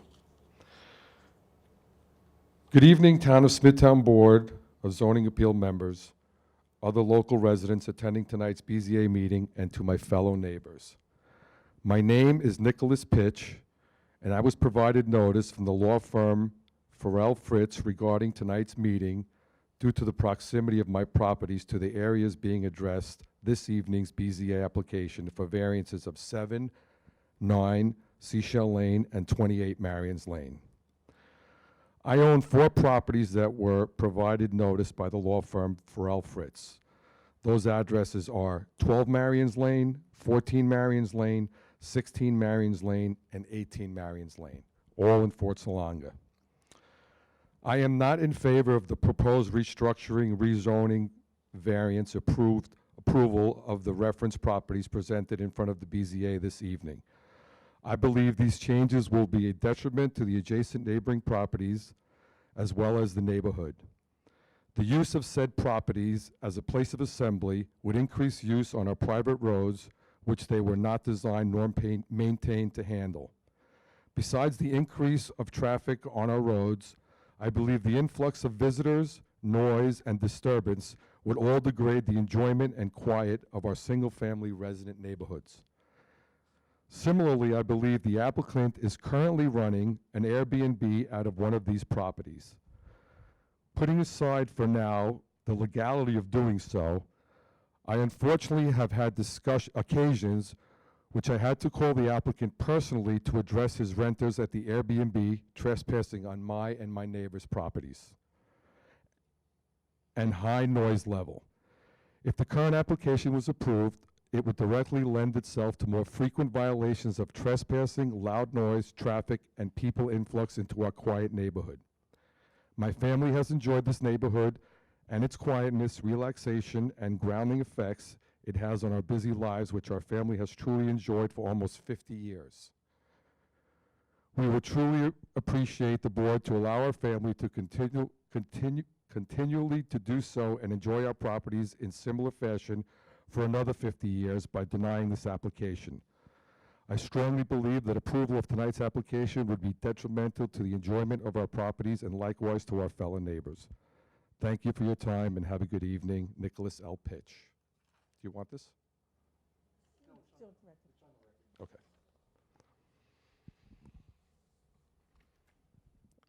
Okay, as I said, my name is Lenny Piskors and I reside at 22 Marion's Lane. I would first like to request that the files of the 2 previous applications on this matter become a part of record in this variance hearing, numbers 15558 and 15559. Secondly, I commend the town for preparing a thorough LWRP in 2008 that addresses the same issues that we're here to discuss tonight. The LWRP to be considered expert testimony. This LWRP to be considered expert testimony. The board should be able to rely on this evidence in making its determination. I would like to respond to the 5 variance questions. Whether an undesirable change will be produced or detriment to nearby properties will be created by granting of the area variance. The current structures have not all been in existence for the last 45 years. I moved into 22 Marion's Lane in 1998. At that time, no one lived in any of the structures. The property was abandoned, overgrown, and full of rodents. You have pictures there that show that. In these pictures, you can see the brick house that's in original state amongst the overgrowth. I actually had to mow the lawn to keep down the rodents. When the owners of the property came to occupy the structures in around 2000 or 2001, they made additions to them. The additions are shown on the map with each letter from the building department depicting what was original and what was added. The pond house was made larger and additions were made onto the brick house. The shed near the brick house was removed and replaced with a 6-car garage in a hazardous flood zone, which you have pictures of there, the original shed that was there. Number 2, whether the requested area variance is substantial. Yes, the variance is substantial. According to Chapter 322, Zoning Article 12, Board of Appeals, in cases where the lot does not meet the area and/or frontage requirement, the board shall not grant more than 3 variances. The applicant is requesting many variances. The board should consider this request substantial. Each of the non-compliances in and of themselves are substantial. For example, the town has already determined that the buildable area is 1.7 acres. The applicant should not be permitted to have this increase by allowing environmentally sensitive land to be used in the calculation. Number 3, whether the benefits sought by the applicant can be achieved by some method feasible for the applicant to pursue other than an area variance. The applicant stated that the removal of the improvements would have no benefit to the community. Yes, the applicant could be asked to remove auxiliary structures, not the 3 homes, to address the issue. The applicant stated that the removal of the improvements would have no benefit to the community. Yes, the applicant could be asked to remove auxiliary structures, not the 3 homes, to address the issues. Further, I'm sorry, I can't hear what's going on. Some are in the flood zone, illegally built, not up to code, and dangerous, most without CEUs. The applicant could adhere to the LWRP to rectify this situation. As it was determined at the last variance hearing property, it is overdeveloped as it stands. Additions to dwelling number 2, the original dwelling, had a footprint of 1,055 square feet and was approximately 68 feet from Fresh Pond. The existing additions increased the footprint of the dwelling to 2,448 square feet, 232% of its original size. There's no drainage structures on the site to intercept the increased storm water runoff from these additions. The detached garage adjacent to the dwelling. The detached garage is approximately 91 feet from Fresh Pond. Again, there's no drainage structures to intercept stormwater runoff generated by the detached garage. The detached garage does not comply with the flood policies of the LWRP. The western half of the garage is in a flood hazard zone. In the picture, you can see the amount of water that the road deals with after a storm. I'm not claiming to be qualified to make these points, but only to read the points made by the LWRP. Since the last hearing, Mr. Muller has completely renovated without permits the beach cottage, adding plumbing, heating, air conditioning, kitchen, bathroom, and a washer dryer, and also added a 250-foot paved driveway with no drainage. These things were done with no regard to proper water drainage. Water runs down the driveway and completely floods out Seashell Lane that's unwalkable. All of these things create environmental issues. Now, this cottage has been used as an Airbnb for the last 3 years. This is not the aesthetics of our community.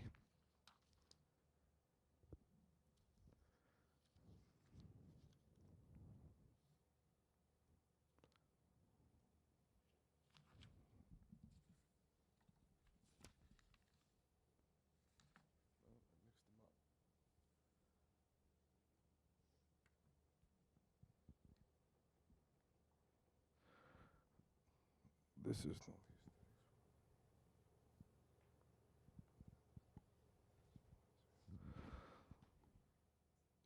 But that was not done. And now, as part of this variance application, there are plans submitted to renovate this garage into a recreational space, which includes removal of the garage doors and replacing with French doors, adding air conditioning, heating, and a bathroom. Actually, a waste line was trenched from the garage to the brick house's cesspool. In my opinion, that is no longer a garage. Not sure what his intentions are. This garage is in the hazardous flood zone, and the line delineating that goes right through the garage now since they updated the flood zone lines.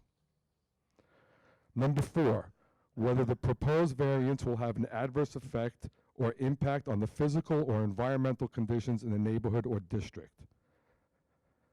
The environmental impact is as stated in the 2008 LWRP.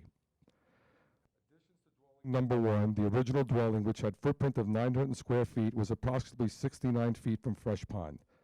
The existing additions increased the footprint of the dwelling to 2,087 square feet, 220% of its original size, and brought the building about 8 feet closer to Fresh Pond.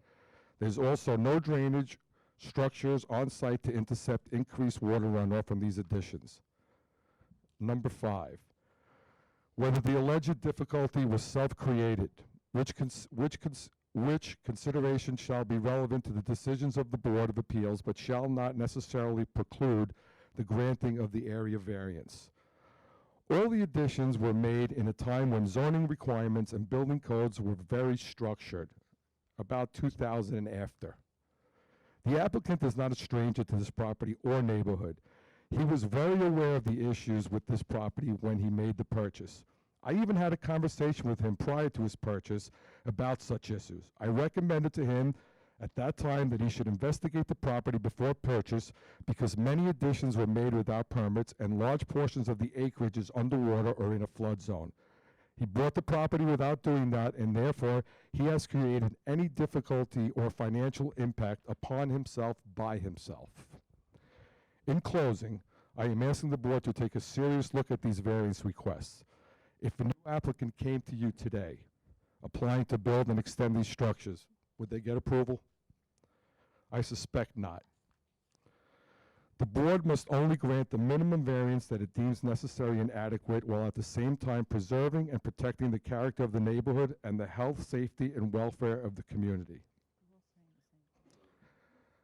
Mr. Muller got approvals for all his variants at the previous hearings with conditions.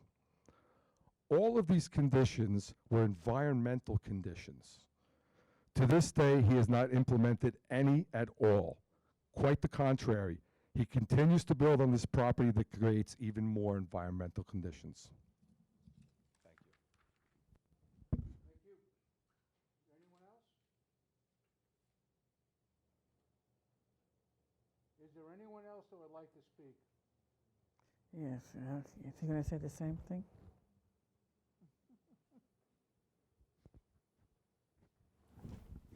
Good evening. Hi, I'm Jason Reiser. I live at 41 Brookfield Road. I'm up the road from the applicant property by about 6 or 7 houses. I'm in support of the application. The Mullers property appears really unusual on paper, and having looked at it here, it's funny. It bears little resemblance to the reality in a way, but in my opinion, these homes fit the neighborhood. They're well maintained. They're modest in size.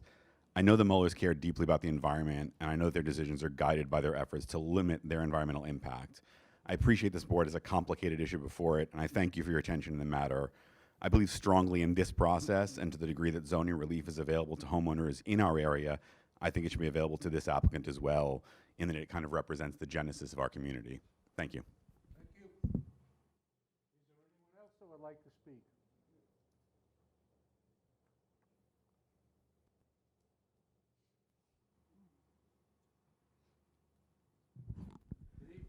Good evening. My name is Roy Griffin. I live at 38 Lister Circle, about 4 houses away from Charlie's place. I walk the neighborhoods once or twice a day. I can walk for a half an hour and not see a soul. There is no noise. It is quiet. I recommend all of you, or one of you, go to the neighborhood, walk around, and see how noisy it really is, to see what problems there are there. There are none. Thank you. Is there anyone else? Is there anyone else? Sir, are you coming up? All right. Now they're all going to come up.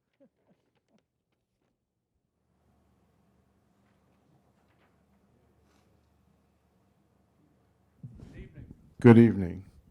My name is Angelo Asante, A-S-S-A-N-T-E. I've gotten to know Charlie and Tia and their whole family. They are caring people. I learned a lot just being here about the progression of the property, and it sounds like it's only gotten better. Charlie, Tia, everybody, it's a family. They enjoy life, they have lots of friends, and they use their property to further their enjoyment, happiness.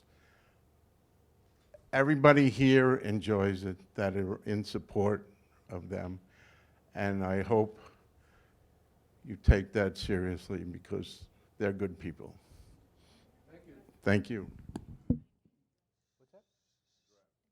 Excuse me, just give your address, please. 30 Dolores Place, Malvern, New York, 11565. Thank you. Sir? Hello, I'm Jeff Cronin. I live at C-R-O-N-E-N. I live at 26 Fresh Pond Road in Northport. I've known the Mueller family for years. Everything that, so much of what has been said here tonight with regard to the dilapidated manner the property was in, as Angelo just said, the only thing that can be said about these properties is they've gotten much better.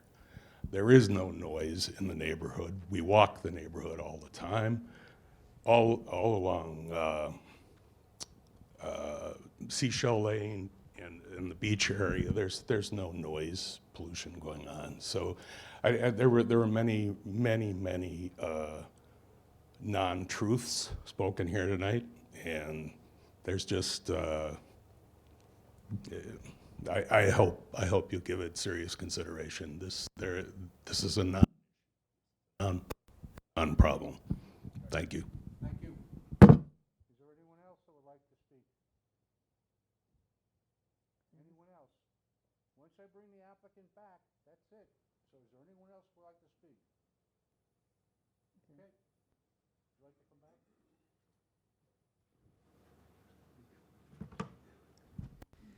Hello again. Obviously, there's a lot of food for thought here. A lot of information has been shared.